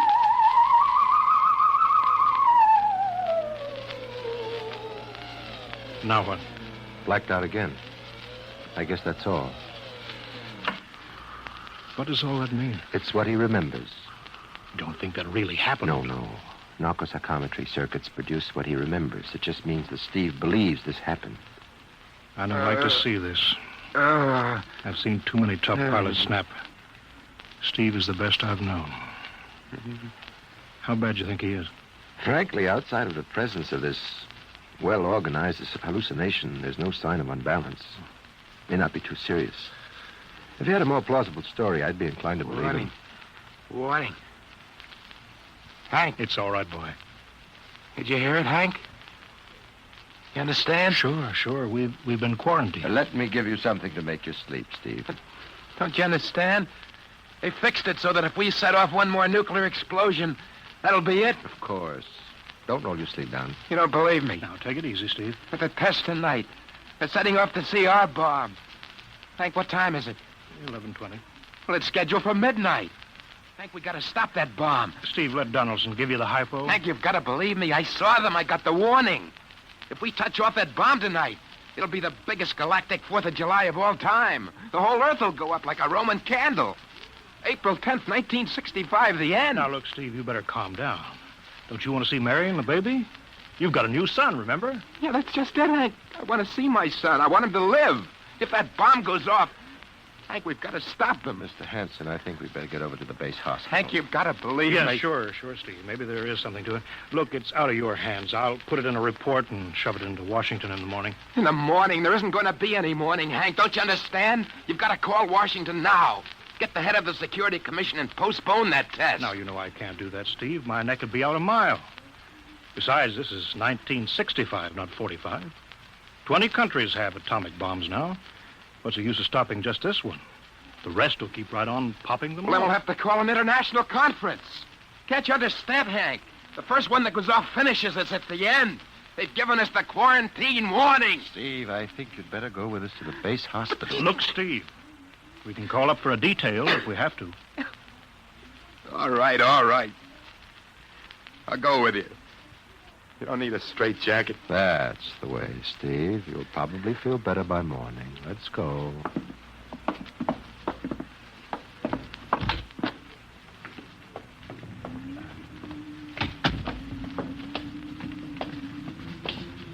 Well, Steve, tomorrow I'll drive you over to the hospital to see Mary and the kid. Sure. Look at the ship under the floodlights. Pretty, huh? You'll be flying her again soon, don't you worry. Yeah, I guess so. What you doing out in the line? They refuel her? Yeah, we got Clausewitz coming in tomorrow from Denver for another test. Figure we give you a day off. That's good. That's fine. Steve, come back. Come on, Donaldson. Steve, wait. He's heading for the rocket. Look, there he goes up. That crazy fool. You can't get at him now. That covers armor glass. He's waving. Yeah, towards control. What's the radio? He means the radio. Come on. I should have gotten help. Oh, the radio's still hooked up here. Hello, Steve. Listen to me, Hank. You gotta call Washington now. Come out of that rocket, Steve. I'll call my men. Don't try anything, Hank. They've refueled the rocket for tomorrow. Take it easy, Steve. Listen, you know what'll happen when I fire the rocket tubes down here? Steve, don't. It'll burn out every building for 5 miles. All of us in one big blast. Steve, what do you want? You've got to stop that bomb. You got to call Washington right now. They won't believe me. You make that call or I cut in the rocket. Now, I mean it, Hank. Now, hook my screen to yours in parallel. I want to see exactly what you're doing. All right. Just don't fire those rockets. Get going, Hank. You got 12 minutes to make that call and stop that bomb. All right, I'm making the parallel hookup right now. Donaldson, you think he'll really blast? I don't know. Up to now, I'd almost say he was normal, but now he's liable to do anything, Hanson. Steve, there, you getting it on your screen? Yeah. Now, put that call through. All right. Operator. Visit screen to Washington. The visit-screen circuits are busy, sir. If you'll try again in half an hour. This is Security Commission priority. Break in, get me a line. Yes, sir. Just a moment, please. 10 minutes, Hank. Listen, Steve, I'm trying. Ready to take your call, sir. Washington, Security Commission 3. This is urgent. I want Undersecretary Herbert Ames. Washington 3. 1 moment, please. Hurry, will you? 1 moment, please. What time is it, Donaldson? 11:51. Do you think he'll fire those rockets? He might. Washington? Visit screen 3. Mr. Herbert Ames, please. That is a coded exchange. I cannot accept your call without clearance. Get it through, Hank. Listen, Washington, put it through. This is Mr. Hanson at San Marco Air Base. This is a priority call. I'm coded. 1 moment, please. I will check your code number. Get that through, Hank, or that bomb goes off at 12. Will you be reasonable, Steve? Your call has cleared, San Marco. Washington, visit screen 3. Herbert Ames, please.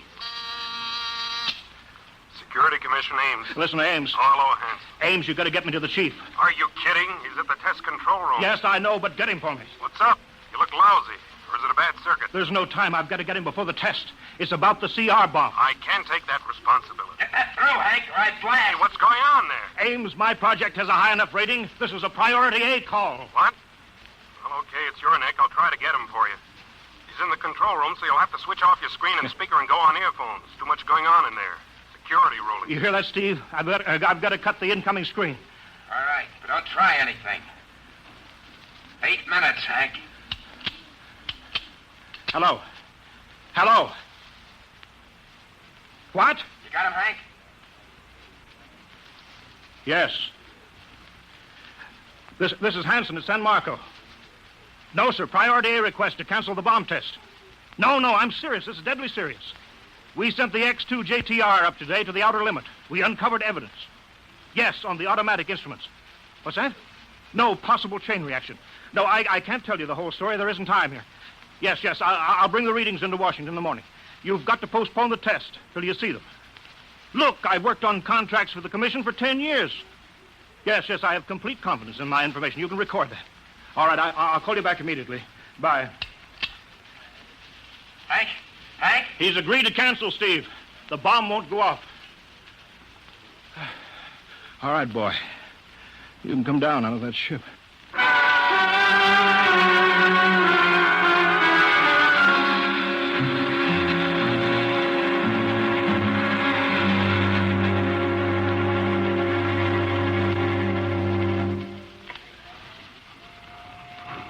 He's opening up. Here he comes. All right, Steve. Come on down. Sure, Hank. Just a second. Hank, I was scared. I was plain scared. Easy now. It's all over. The bomb won't go off. Thank God. Look, I want to see Mary and the baby. Can you get me transportation now? Oh, wait a minute. It's almost 12. They won't let you in the hospital now. I want to see the baby. Sure you do, but you've been under a strain. I've got a shot for you here, Steve.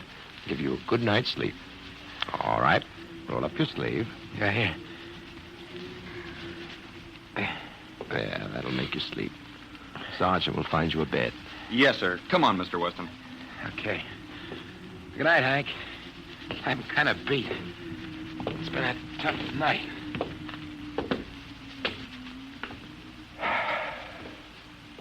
It sure has. I thought for a minute he was going to blast those rockets and send us all to Kingdom Come. Yeah.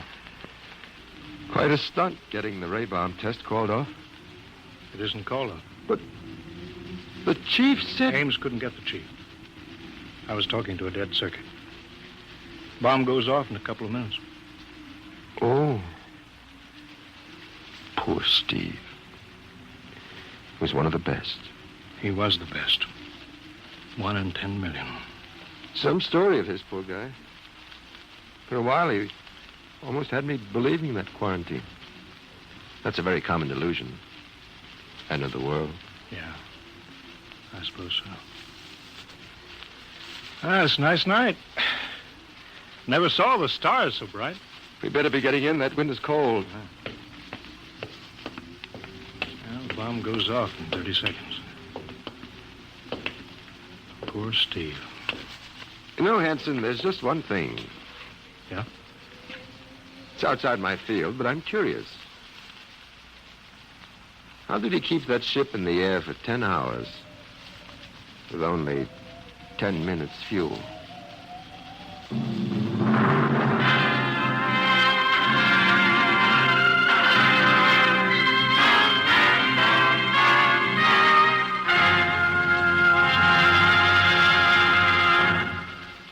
You have just heard The Outer Limit by Graham Dorr, an adventure in time, space, and the unknown Dimension X.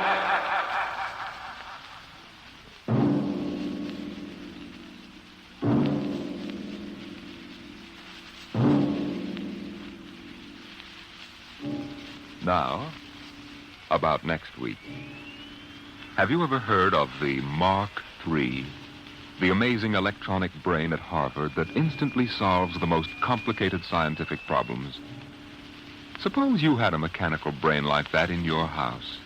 A robot that was always at your service, so that you could just sit with folded hands and relax the rest of your life. That would be nice, wouldn't it? Perfect. That's what they thought when it happened in the year 2006. But they were wrong, terribly wrong. How? I'll tell you next week. Tonight's story, transcribed on Dimension X, The Outer Limit by Graham Dorr, was adapted for radio by Ernest Kenoy. Featured in the cast were Joseph Julian as Steve, Wendell Holmes as Hank, and Joe DeSantis as Major Donaldson. Your host is Norman Rose. Music was by Albert Berman. Sound designed by Sam Monroe. Edward King directed.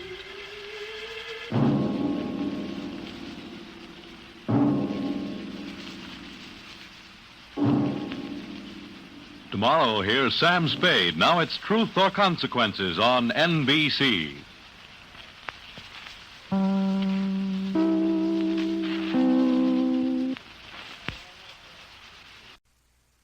By transcription.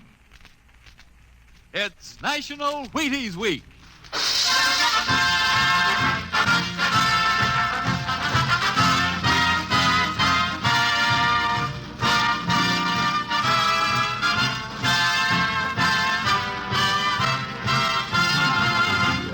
Yes, it's National Wheaties Week, and Wheaties present Dimension X. On stage tonight, Dimension X, another in the Wheaties big parade of exciting half-hour presentations. It's National Wheaties Week, the week to buy Wheaties and eat Wheaties and enjoy them as never before. The time to really find out what difference a good breakfast with Wheaties can make. You know, you're getting protein when you dip into a bowl full of Wheaties. You're getting whole wheat minerals and vitamins. You're getting whole wheat energy. Yup, there's a whole kernel of wheat in every Wheaties flake. That's how a better breakfast, beginning with Wheaties, can help you step lively all morning long. And that's why all over this big country, folks are celebrating National Wheaties Week and stepping lively. So how about it? Get out the big cereal bowl and help celebrate Breakfast of Champions. Pour out those golden flakes, put on the milk, put on the fruit, and let's have National Wheaties Week. You ready? Let's go.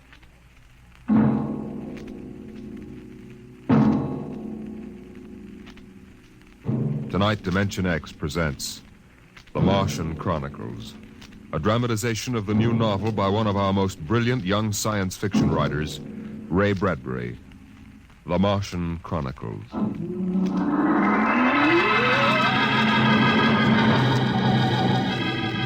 January in the year 1999. 1 minute it was Ohio winter with doors closed, the panes blind with frost, icicles fringing every roof, children skiing on snowy slopes.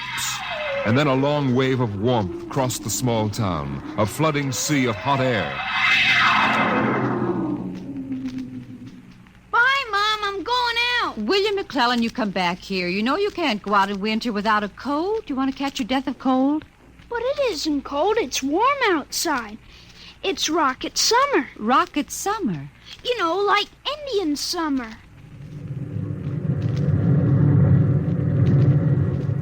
The rocket lay on the launching field, blowing out pink clouds of fire and heat, cracking the icicles, melting the snow, making summer with every breath of its mighty exhausts. It seared the faces of the watching crowd and drove them back. And then they saw the red fire and heard the big sound as the silver rocket shot up toward Mars and left them behind on an ordinary Monday morning on the ordinary planet Earth.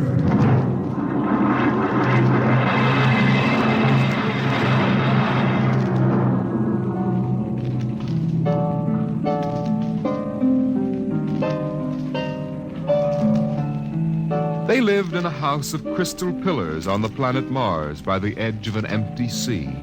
And every morning you could see Ela eating the golden fruits that grew from the crystal walls, or her husband sitting alone in his room reading from a singing metal book over which he brushed his hand as one might play a harp.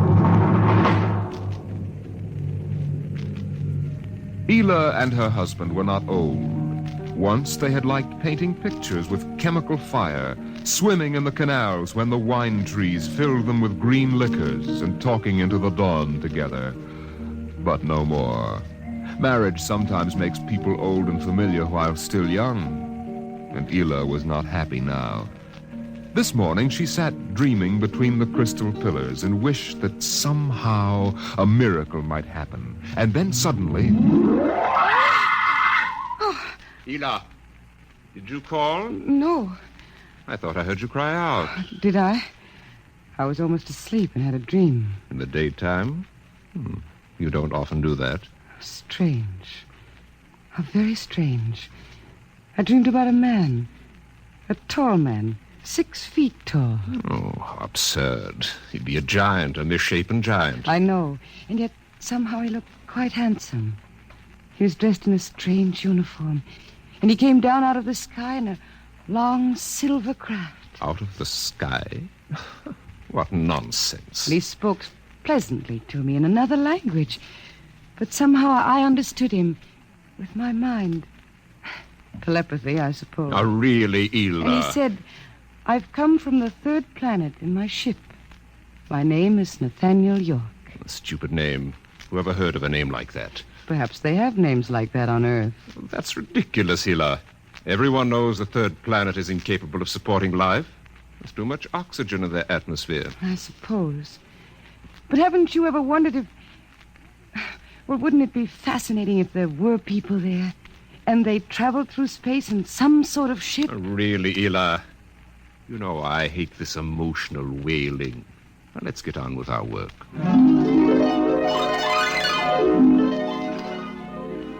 Evening came. The twin white moons of Mars were rising, and the house closed itself in like a giant flower. A wind blew among the pillars, stirring Ela's russet hair, crooning softly in her ear. And it was then that she began singing the song. Drink to me only thine eyes, and I will pledge with mine. Ela, what's that song? I don't know. What do you mean you don't know? I've never heard it before. Did you compose it? No. Yes. No, I don't know, really. I don't even know what the words are. They're in another language. It was part of the dream I had, I guess. Oh. You know, you haven't been yourself lately. It might do you good if we went away to the Blue Mountains for a week or so. What? Did you hear what I said? I'm sorry. I was watching the sky. You're certainly interested in the sky tonight. It's very beautiful. Well, what about my suggestion? Shall we leave for the Blue Mountains in the morning? You mean go away now? Oh, no. No? Why not? Why don't you want to go? I don't know. I just don't want to, that's all. Or leave a kiss in the cup, and not ask for... Ela, I'm sick of that silly song. It's late. Let us sleep.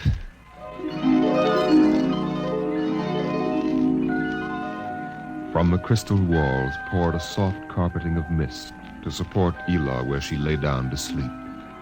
But through the night she tossed restlessly until just at dawn the dream recurred. Ela, wake up. What? Oh, what is it? You've been dreaming again. You talked in your sleep. Did I? Yes. What were you dreaming? Oh, the ship. It came from the sky again.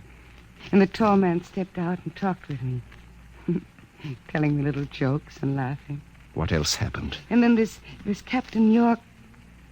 Oh, I can't. It's all so silly. Tell me. He said I was beautiful. And then he kissed me. I thought so. What else? Why, Eel, you're so bad-tempered. It's only a dream. Is it? You know I can read your mind. You can't keep secrets from me. Well, all that happened was this Captain York told me... Well, he told me he'd take me away in his ship into the sky. Take me back to his planet with him. It's quite ridiculous, really. Ridiculous, is it? You should have heard yourself. Fawning on him, talking to him, singing with him all night. In your dream, he landed in Green Valley, didn't he? Please. And he told you he was coming today. Yes. But what's come over you? It was only a dream. You can't be jealous of that. No, I suppose not. Forgive me. I'm being childish. Eel, you're sick. You've been working too hard. No, I'm all right. But perhaps you're right. Maybe I could use a little relaxation. Yes. I think I'll take the morning off and go hunting. Hunting? Yes, in Green Valley.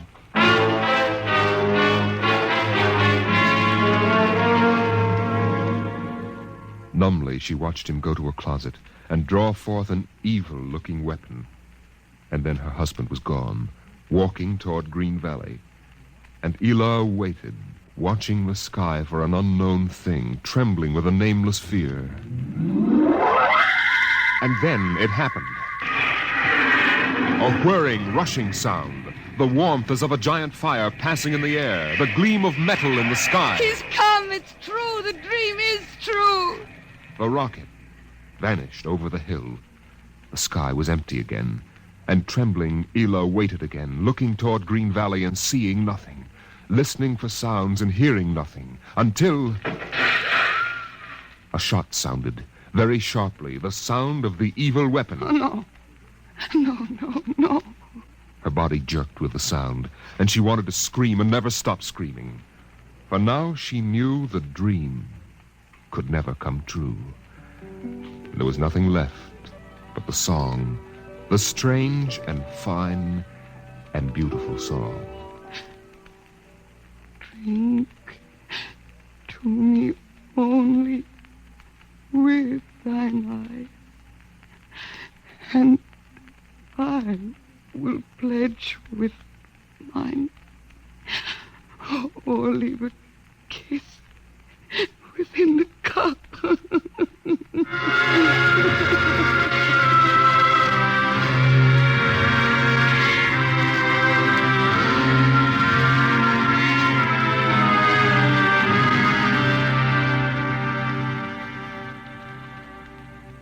But still the rockets came. The next ship came down from the stars and the black velocities and the silent gulfs of space and landed by night near a Martian city.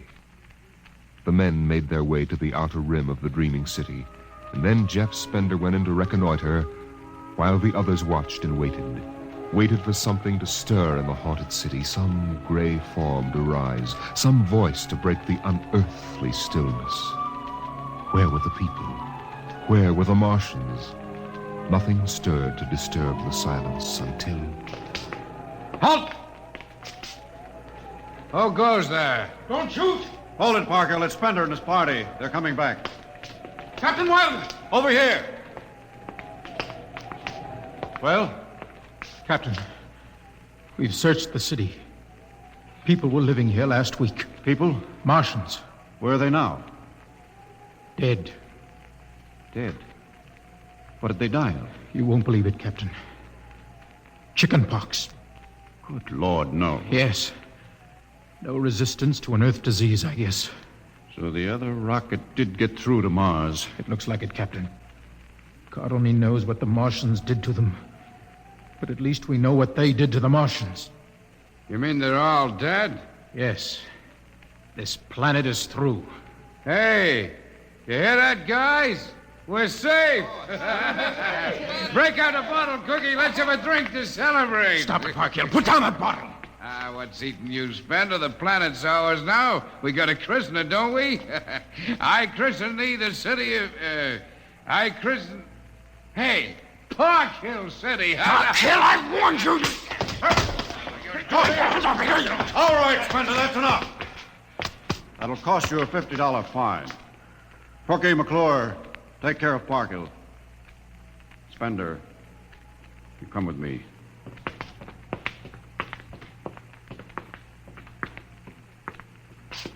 All right, Spender, why did you hit him? I don't know, Captain. I was ashamed, I guess. Ashamed of Sam Parkhill and the noise and the spectacle the whole crew is making. It's been a long trip. It's only natural they'd want to have their fling. Yes, but where's their sense of what's right? Their respect for what's happened here? Captain, a race builds itself for 1,000,000 years, refines itself, builds cities like this one, does everything it can to give itself respect and beauty, and then it dies. Of what? Not anything fine or majestic or fitting, but a dirty little thing like chicken pox. And Sam Parkhill wants to celebrate. I know, Spender, but you've got to remember you've a different way of seeing things. I'm seeing things all right.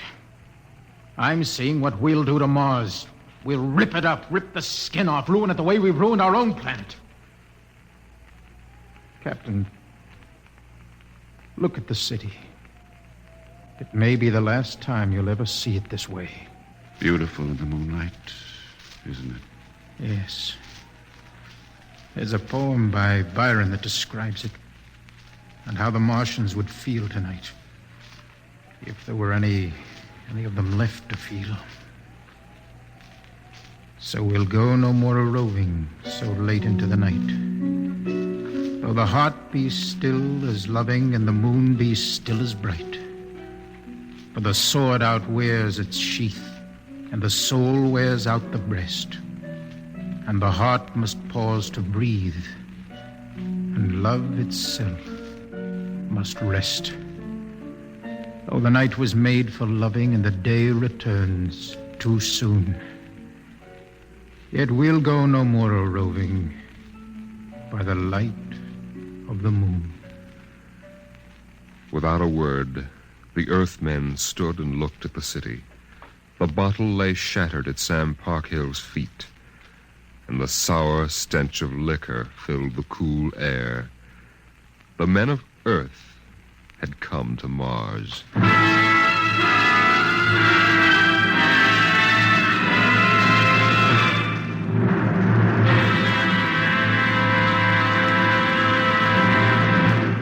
Dimension X will continue in just a moment.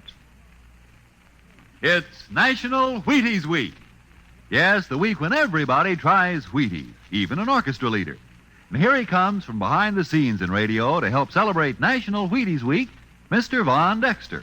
Thank you, Frank. Hello, folks. I understand this is National Wheaties Week. I kind of get a kick out of that. The only breakfast food in the world with a week of its own. And I'm here for just one thing, to ask you to try Wheaties during National Wheaties Week. There are a lot of us whose voices you've never heard on the Wheaties big parade of radio programs, you know. Backstage people. Like musicians. Right, Frank, like musicians.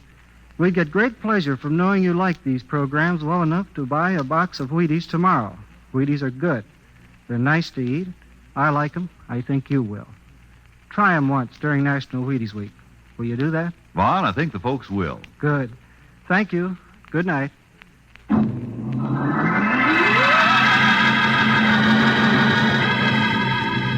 The men of Earth came to Mars. They came because they were afraid or unafraid, because they were happy or unhappy, because they felt like pilgrims or did not feel like pilgrims. The government posters screamed, "There's work for you in the sky. See Mars!" And the men shuffled forward, all kinds of men, all coming for different reasons. The rockets came like drums beating in the night. They came like locusts, swarming and settling in blooms of rosy smoke. Mars was a distant shore, and the settlers spread upon it in waves. First the pioneers and builders, then the people of civilization. Some came because they were afraid of a coming war on Earth. Some came because they were afraid of nothing. Some came to escape from the smell of the subways and the cabbage tenements. And some came from houses like the one in Ohio. It was a good house, the house in Ohio, and for 6 years the family had lived there contentedly, enjoying music and poetry and the rich, warm things of life. For the house had been built to be lived in the year 2020. It contained all the latest automatic devices, from talking book recorders to singing clocks. 7 o'clock. Time to rise. Open your eyes. Tick-tock. 7 o'clock. Time to rise. Open your eyes. As the family rose and dressed, the beds whirred electronically and made themselves. In the kitchen, the stove sighed and ejected from its warm interior 8 eggs, sunny side up, 12 bacon slices, 2 coffees, and 2 glasses of milk. 7-9. Breakfast time. Come and dine. 7-9. Beside the breakfast table, the facsimile machine clacked and deposited the morning paper on the table. The headlines today spoke ominously of the danger of a coming war, and the man frowned as he read the news. Today is August 4th, 2026. Insurance, gas, and atom heat bills are due. And today, remember, the family has planned a picnic. Gee, Dad, are we really going? Sure, Timmy, why not? It's raining out. It's not raining where we're going, son. Now run upstairs, pack your fishing tackle. We're going on our picnic, all right. Okay, Dan. Bill, are you sure we ought to go? Yes. Have you seen the headlines this morning? Looks bad, doesn't it? Mm-hmm. The rocket's ready. All we have to do is pack and take off. I know, but... Well, flying to Mars, it seems so crazy. Well, all right, then we'll go. Should we tell the children why we're going? No, not yet. Let them enjoy the picnic. The house went on with its appointed tasks. 9:15, time to clean. 9:15, time to clean. Out of the molding darted hundreds of tiny mechanical mice, all rubber and metal. They sucked up the dust and dirt in the house and popped back into their burrows. In the walls, relays clicked, memory tapes glided under electric eyes, recorded voices moved under steel needles. 12 o'clock, 2 o'clock, 4 o'clock, 6 o'clock, tick-tock, 8 o'clock. Evening came. In the living room, the hearth fire bloomed out of nothing, and the phonograph spoke from beside the fireplace. Mrs. McClellan, what poem would you like to hear this evening? Mr. McClellan? Since you express no preference, I shall select at random from among your favorites. Sarah Teasdale, There Will Come Soft Rains. There will come soft rains and the smell of the ground, and swallows circling with their shimmering sound, and frogs in the pools singing at night, and wild plum trees in tremulous white.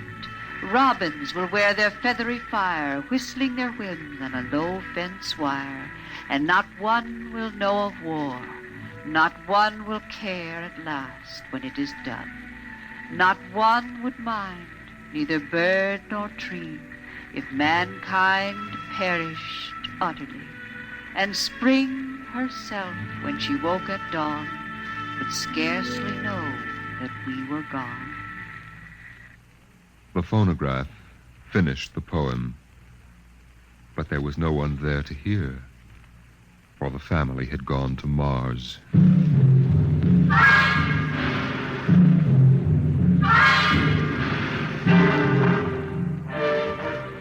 On the Martian desert beside the highway, there rose a blare of red and yellow neon lights that spelled the death of Jeff Spender's dream.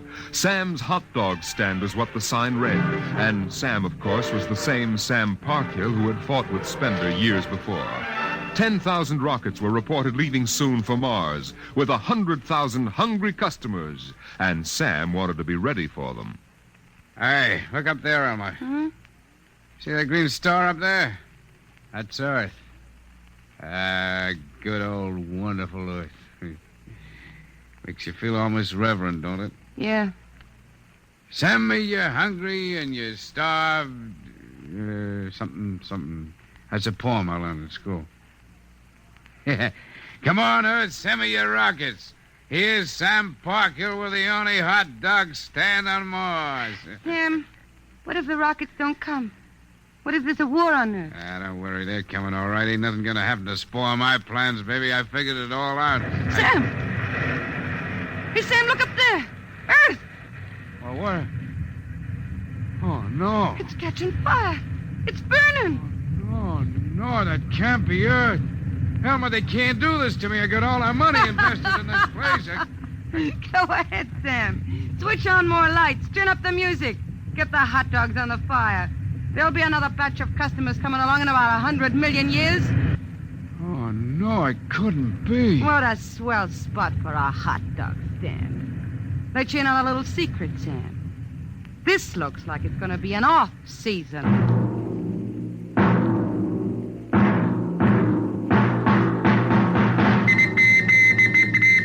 The light beam radio crackled with the news. By morning, the shelves of the luggage store were empty, and the rockets were blasting off, headed back to Earth. In a few days, everyone was gone, and the planet of Mars once more lay deserted and silent.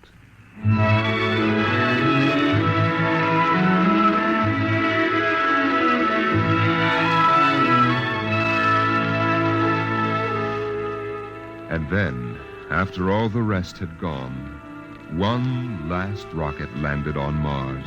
A small, family-sized rocket come all the way from Earth. It seemed a long way to go for a picnic, but Dad had suggested a fishing trip, and Mother thought the whole family would enjoy a vacation. So here they were, floating down a Martian canal, with Timothy sitting in the back of the boat with Dad and Mother up front holding Alice the baby, and the deserted Martian towns drifting slowly by. Dad, What is it, Timmy? when do we see the Martians? You promised we would. Soon, Tim, soon. Oh, but William, the last Martians died out years ago. They're a dead race now. Not quite. Don't worry, son. I'll show you some real live Martians later on. Gee, this is swell. I wish we didn't ever have to go home. How long can we stay? 1,000,000 years. 1,000,000 years? Yes. It's time we told you, son. We're not going home. This is where we'll live from now on. But what about the rocket? What about Ohio? There's nothing there now but ruins. The last Earth radio just went off the air. That means the war is over and Earth is finished. We're going to blow up our rocket and start all over. See if we can't build a better world up here. You mean Mars is going to be our home? Yes. I hope you don't mind too much. No, sir. But what about the Martians? When do we get to see them? There they are, son. Look down at the water. I don't see anything there. Beside the boat. Look at the reflections in the water. But that's us down there. Just you and me and Mom and the baby. Yes, son. You see, we're the Martians now. For a long, silent moment, Timmy stared down at the reflections of the family in the waters, and the Martian stared back up at him. Then he lifted his eyes to the deep ocean sky, trying once more to see Earth and the house he had always called home. But Earth was too far away, and the house was now only a heap of radioactive rubble. Only one wall remained standing, and within the wall a voice spoke again and again and again. Not one would mind, neither bird nor tree, if mankind perished utterly, and spring herself, when she woke at dawn, would scarcely know that we were gone, that we were gone, that we were gone, that we were gone, that we were gone, Today is that we October were 5th, gone. 2026. Today is October 5th, 2026.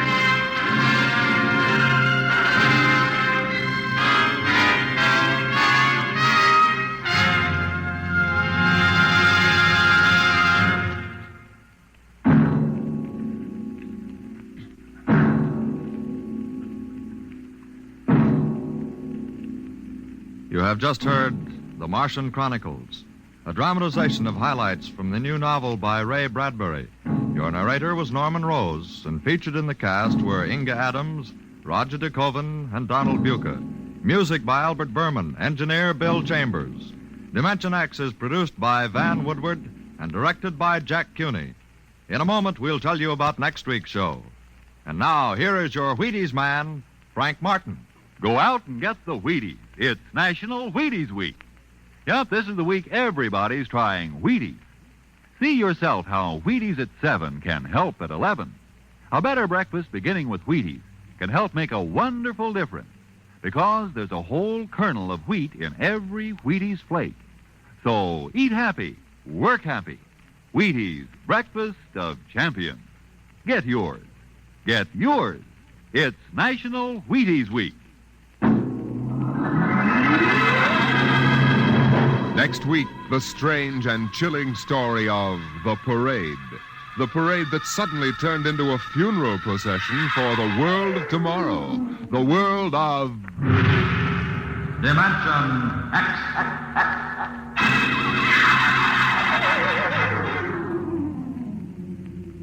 And this is the Wheaties man, Frank Martin, inviting you to listen on Saturday, that's tomorrow night, to Joel McRae in Tales of the Texas Rangers on the Wheaties Big Parade. See you then. Remember, it's National Wheaties Week. Swing your partners right and left. It's National Wheaties Week. Come on, everybody, to the Wheaties party. Eat a lot of Wheaties like the champions do. Dance together, cheek to cheek. This is National Wheaties Week. Eat a lot of Wheaties like the champions do. Wheaties, a breakfast of champions. The preceding was transcribed. Coming up is Jack Late. Listen for Bill Bendix, October 6th on NBC.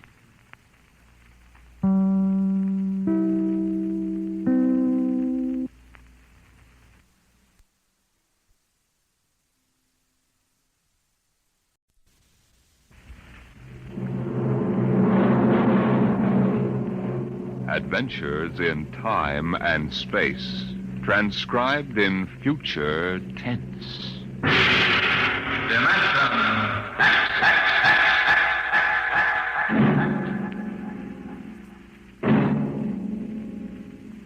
The National Broadcasting Company, in cooperation with Street and Smith, publishers of astounding science fiction, bring you Dimension X.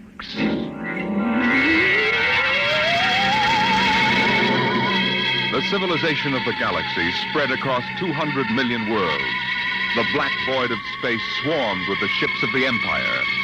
But far off the trade routes, almost forgotten, lay the dying planet Earth, a backwater in galactic culture, a place of exile, a pebble in the sky.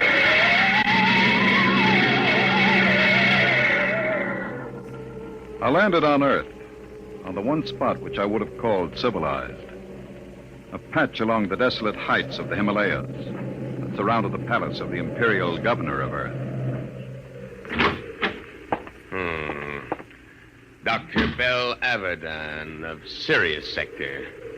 That's a familiar name. Perhaps you've seen it in the Galactic Archaeological Journal, my Lord Ennis. Me? No. I'm a soldier, not a scientist. It was a newspaper article. You gave an interview about your expedition to Earth. I suppose you'll want to start digging. Whatever can you find on this miserable heap of rubble? I don't consider Earth a miserable heap, my lord. It's absolutely unique in the galaxy. Unique? It's the only inhabited planet that is radioactive. It's a pig pen. Yes, I know. But this planet is inhabited.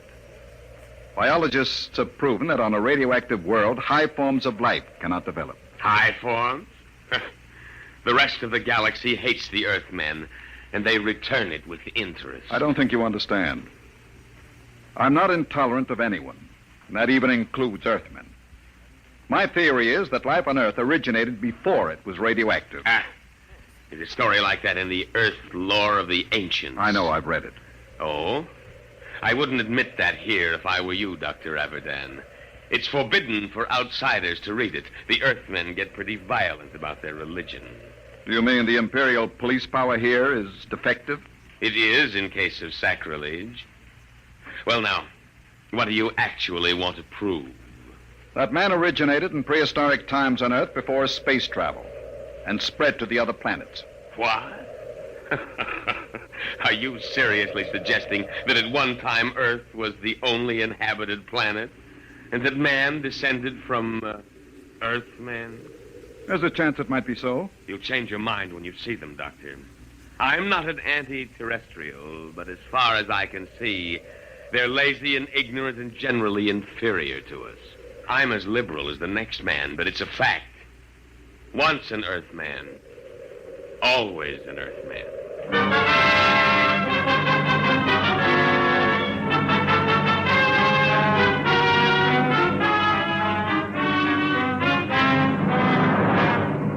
I booked passage to the city of Chica on an Earth line. My fellow passengers seemed ordinary enough. But I was conscious of being alone among Earthmen.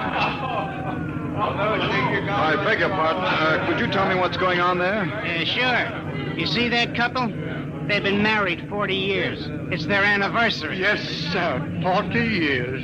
Hey, Mother? It seems like yesterday. Just like yesterday. Hey, when are you folks scheduled for the 60th? In a month.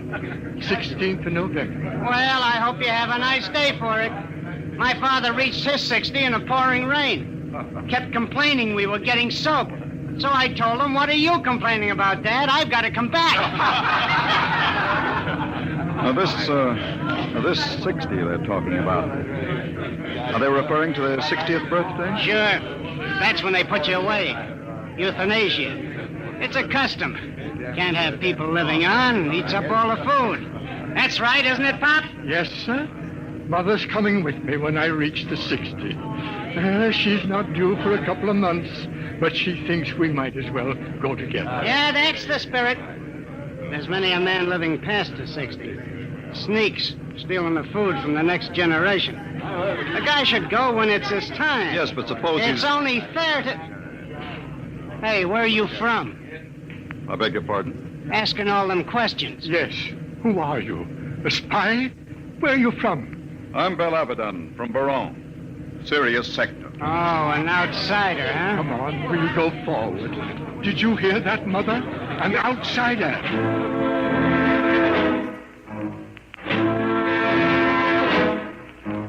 I've burned with indignation. Earthmen treating me like an outcast. Earthmen. When we landed, I followed my intention of observing the human animal, subspecies Earth, in its native habitat. In this case, a large department store. Perhaps I resembled a floor walker, for a young Earth girl came up to me and asked a question. Pardon me. Well, it's my father. He's about 5'4". He wears eye lenses. I think he had on a brown coat. I'm afraid I don't remember seeing anyone. But they followed me here. I've got to find him.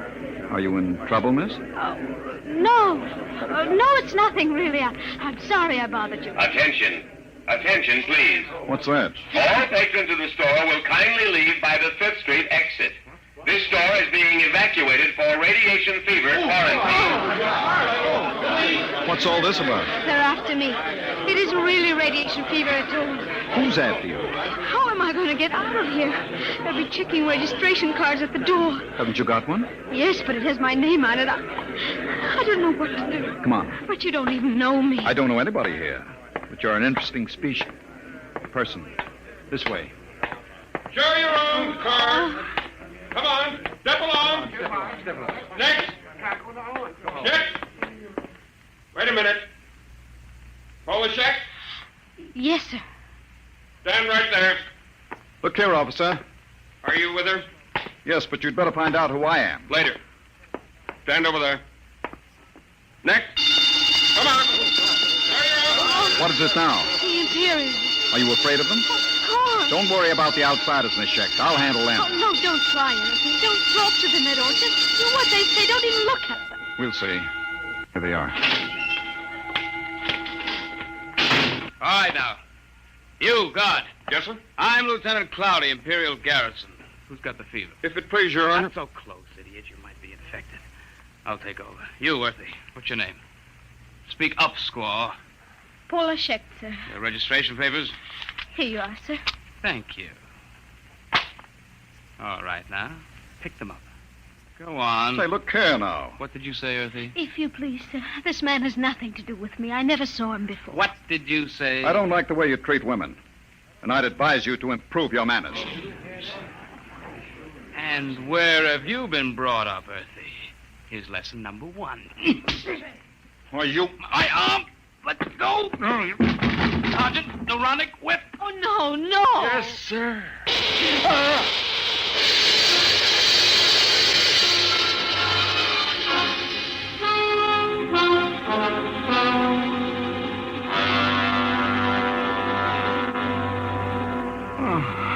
Oh, you're all right now. What happened? They gave you full power and the neuronic whip. Where are we? The military base. Oh, you should... Is that...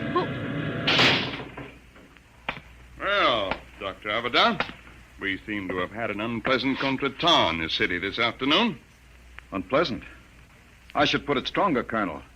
As a free citizen of the Empire, I had every right to resent such illegal treatment. I consider the whole incident unfortunate, Doctor.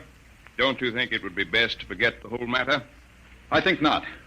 I have an appointment in a week with the procurator. Procurator, huh? What do you intend doing with Miss Schecht?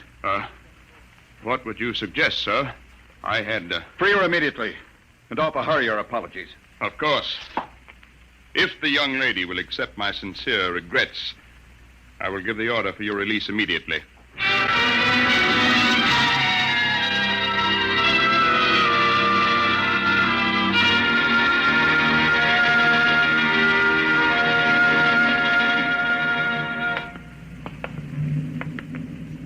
I don't understand.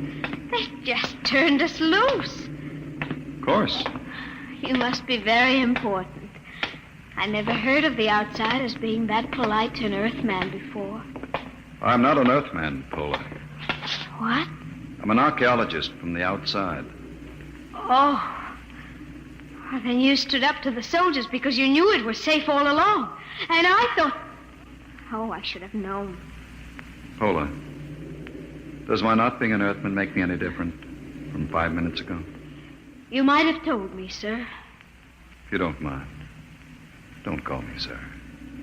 Don't be like the rest of them. Like the rest of whom, sir?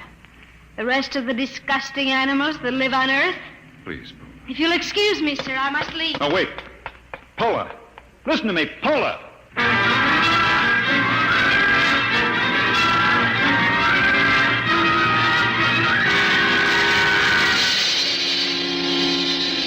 I had access to the garrison files, and to satisfy idle curiosity, I indexed Paula Schecht.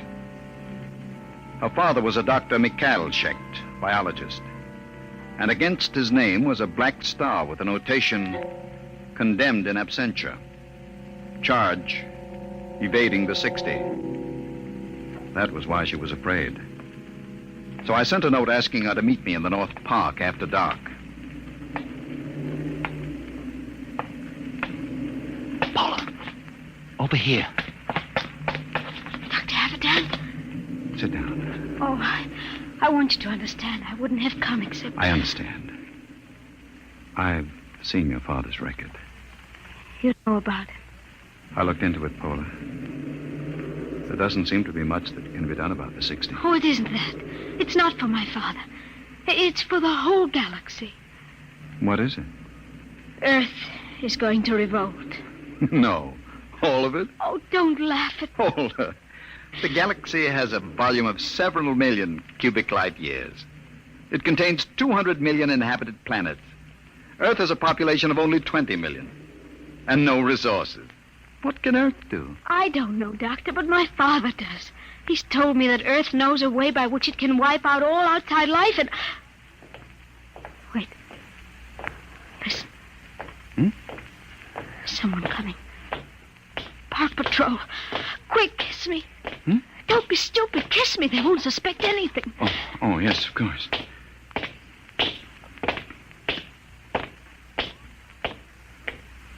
Paula. They've gone. It's all right. Now come with me. I'll take you to my father.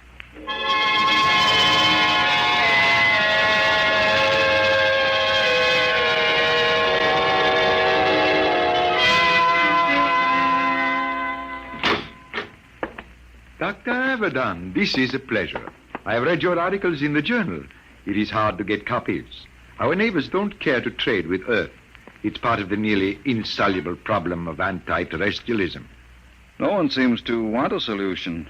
Earthmen and outsiders alike? Oh, no, that is not true. There is a way of preserving our culture and living as equals in a larger society. But the zealots don't think so. The zealots? Yes. They rule Earth now. They are a small minority, but they have power. They have plans. They planned the revolt, Paula told me of? Yes. I see. Well, why didn't you report this to the Imperial garrison? The Society of Earth Ancients have guarded me too well. Besides, they had a hold on me. I am 62. You know the customs of Earth. The 60 years. They allowed me to live on. The price was silence about the weapon. You agreed to this? I wanted to live. What is this weapon? You are aware of Earth's peculiar environment, the radioactivity? Yes. Over the years, we Earthmen have built up certain immunities to radiation burns, for one. But it's a minute difference. I measured it experimentally. But, Doctor, human life is not the only form affected by radiation and mutation. There is microscopic life, bacteria, viruses. We have been searching out such a virus, one to which Earthmen have developed a high degree of immunity, but not outsiders. You mean a particular disease? Yes, common fever. It is a mild children's disease here, like chickenpox or German measles. But to outsiders, it is radiation fever. Symptoms develop in 2 hours. Lips are so badly affected that the victim cannot talk, and in 2 days, he dies. They've isolated this virus? Tons of it in crystalline form. And they plan to let this loose in the galaxy? By means of guided missiles. Then frightened refugees will carry the disease across space, and billions will die. You're sure about this? You have proof? I worked on the project. We've got to get to the procurator. I can catch the evening train at... Who is it? I don't know. Open up. There should have been an alarm. We've got to get out. Is there a back Open up entrance? there. No. Don't move. Hands in front of you. What's the meaning of this? I demand... Shut up. I'm a galactic citizen.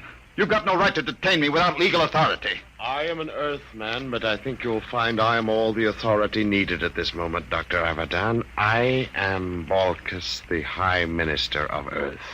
The High Minister? What are you doing? I always look after distinguished visitors personally. Abadan does not know anything. I doubt that, Dr. Shecht. We will proceed now to the Hall of Correction. You can't do this. When the procurator... The procurator will hear nothing until it is too late.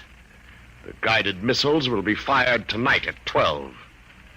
Guard, if they make a false move...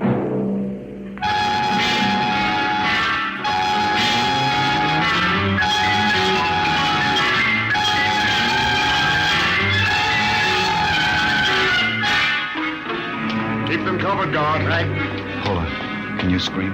What are you... There, coming down the street. Imperial Patrol. Oh, it's no use. Do what I say. Scream. Go ahead. Hold it. They're outsiders. You're right. That's the Imperial Patrol. All right, Earthy. What's going on here? Good morning, Sergeant. Sir? Earthy? You don't understand. I'm Balkus, the Lord High Minister of Earth. Listen, Earthy, I don't care who you are. What's going on? Yes, sir. We've arrested these people. What charge? Blasphemy. All right, get moving. Thank you. Sergeant, What do you want, Earthy? I'm a galactic citizen. I demand the right... You? May we proceed, sir? Listen, Sergeant. I've something more to say to you. What? This. No Earthy's going to get away with this. Get a squad car. But, Sergeant, I'm the Lord Minister of Earth. Tell them about it at the Imperial Barracks. Now move, all of you, before I give you a shot of the whip.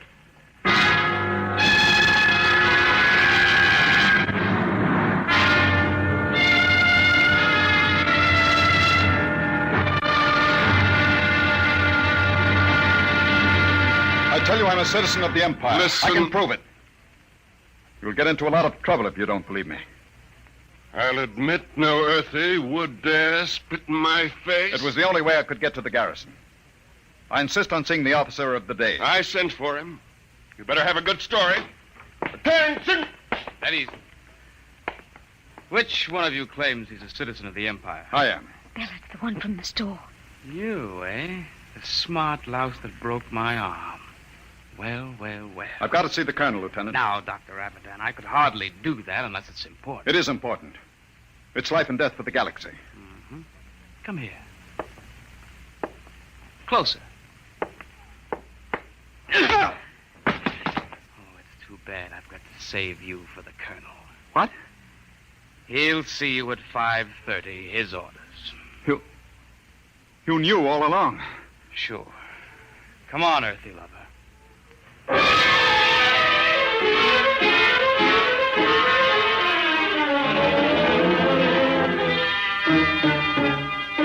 I'm afraid you're in serious trouble, Dr. Abadan. The man you're accusing is the High Minister for Earth. I know, but I have proof. Well? I can only speak to the procurator. You've got to contact him. There are channels, Dr. Abadan. We haven't time for channels. I have the details of the plot from Dr. Shecht. You've got to let me speak to the procurator. I've already advised him of your arrest. He's flying in. You had better be able to prove what you say. If you don't, we'll have to hand you back to the native authorities and their courts, notoriously savage.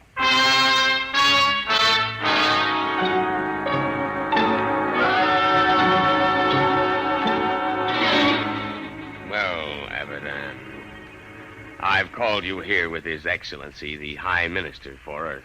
My lord, this man is behind the whole plot. Is he? There's no time to lose. I've explained to you about the virus. They're shooting off the guided missiles at 12. You've got to take action. Well, Your Excellency, my lord, if this man has any evidence... You admitted it this afternoon. You have no witness to that. Ask Dr. Schecht. He worked on the virus. I wouldn't say that Schecht lied, my lord, but he is a criminal wanted for evading the 60, and some men will invent any story to avoid death. The deadline is midnight. You've got to bomb those temples where the launching sites are. Perhaps I can explain. According to my information, Dr. Abadan seems to have succumbed to a certain Earth girl, the daughter of the unfortunate Dr. Schecht. Is this true, Abadan? What has that got to do with it? There isn't any time. You've got to do... Dr. Abadan, are you in love with that girl? Yes. Will you listen to I me? don't think we need pursue this any further. Your Excellency, I shall order you released with an apology. No. Dr. Abadan, I can hardly believe a degenerate who fraternizes with Earth women. You scum, you pot-bellied scum. I warn you, Abadan, you're in trouble enough. I'm in trouble. You fool, you stupid, blind, bigoted fool. You're destroying the galaxy. You're murdering them all. But before I die, I'll have the pleasure of smashing your fat, oily face in... Let me go.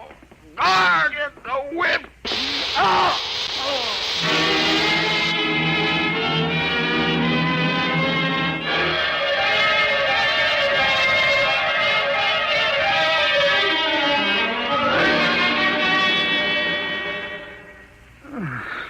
Belle, are you all right? Paula. What time is it? 1:30. Past the deadline. It's all over. Lord Ennius released the High Minister with an apology. Doesn't matter. The Empire can wipe Earth out. It won't save any lives. The virus must have been spread here, too.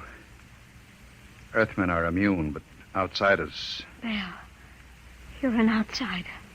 Yes, Oh, I am. We're paying, Paula. The rest of us. Paying for centuries of intolerance. oh, Belle. Look out there. Through the bars. The night sky. Pinpoints of light. The Empire. Doomed. Oh, Belle. Belle, don't. I was just thinking.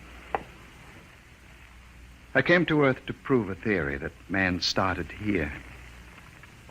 That once in prehistoric times, Earth was the only populated world of the galaxy. It's funny. Now it will be that way again. Man living only on Earth. He'll forget the science, the machinery of the Empire. He'll forget the stars. And there will be only Earth. Alone in the universe. A pebble in the sky.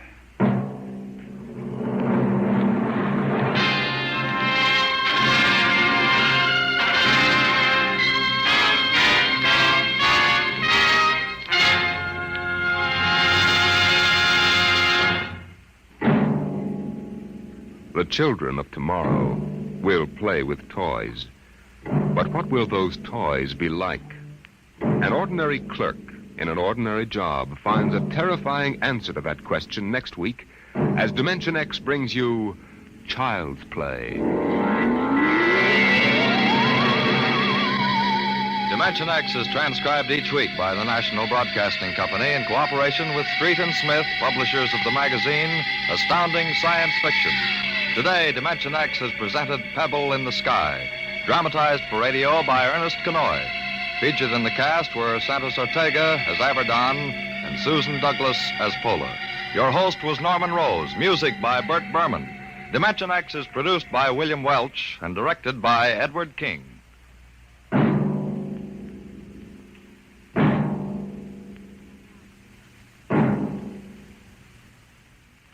This is NBC, the national broadcasting company.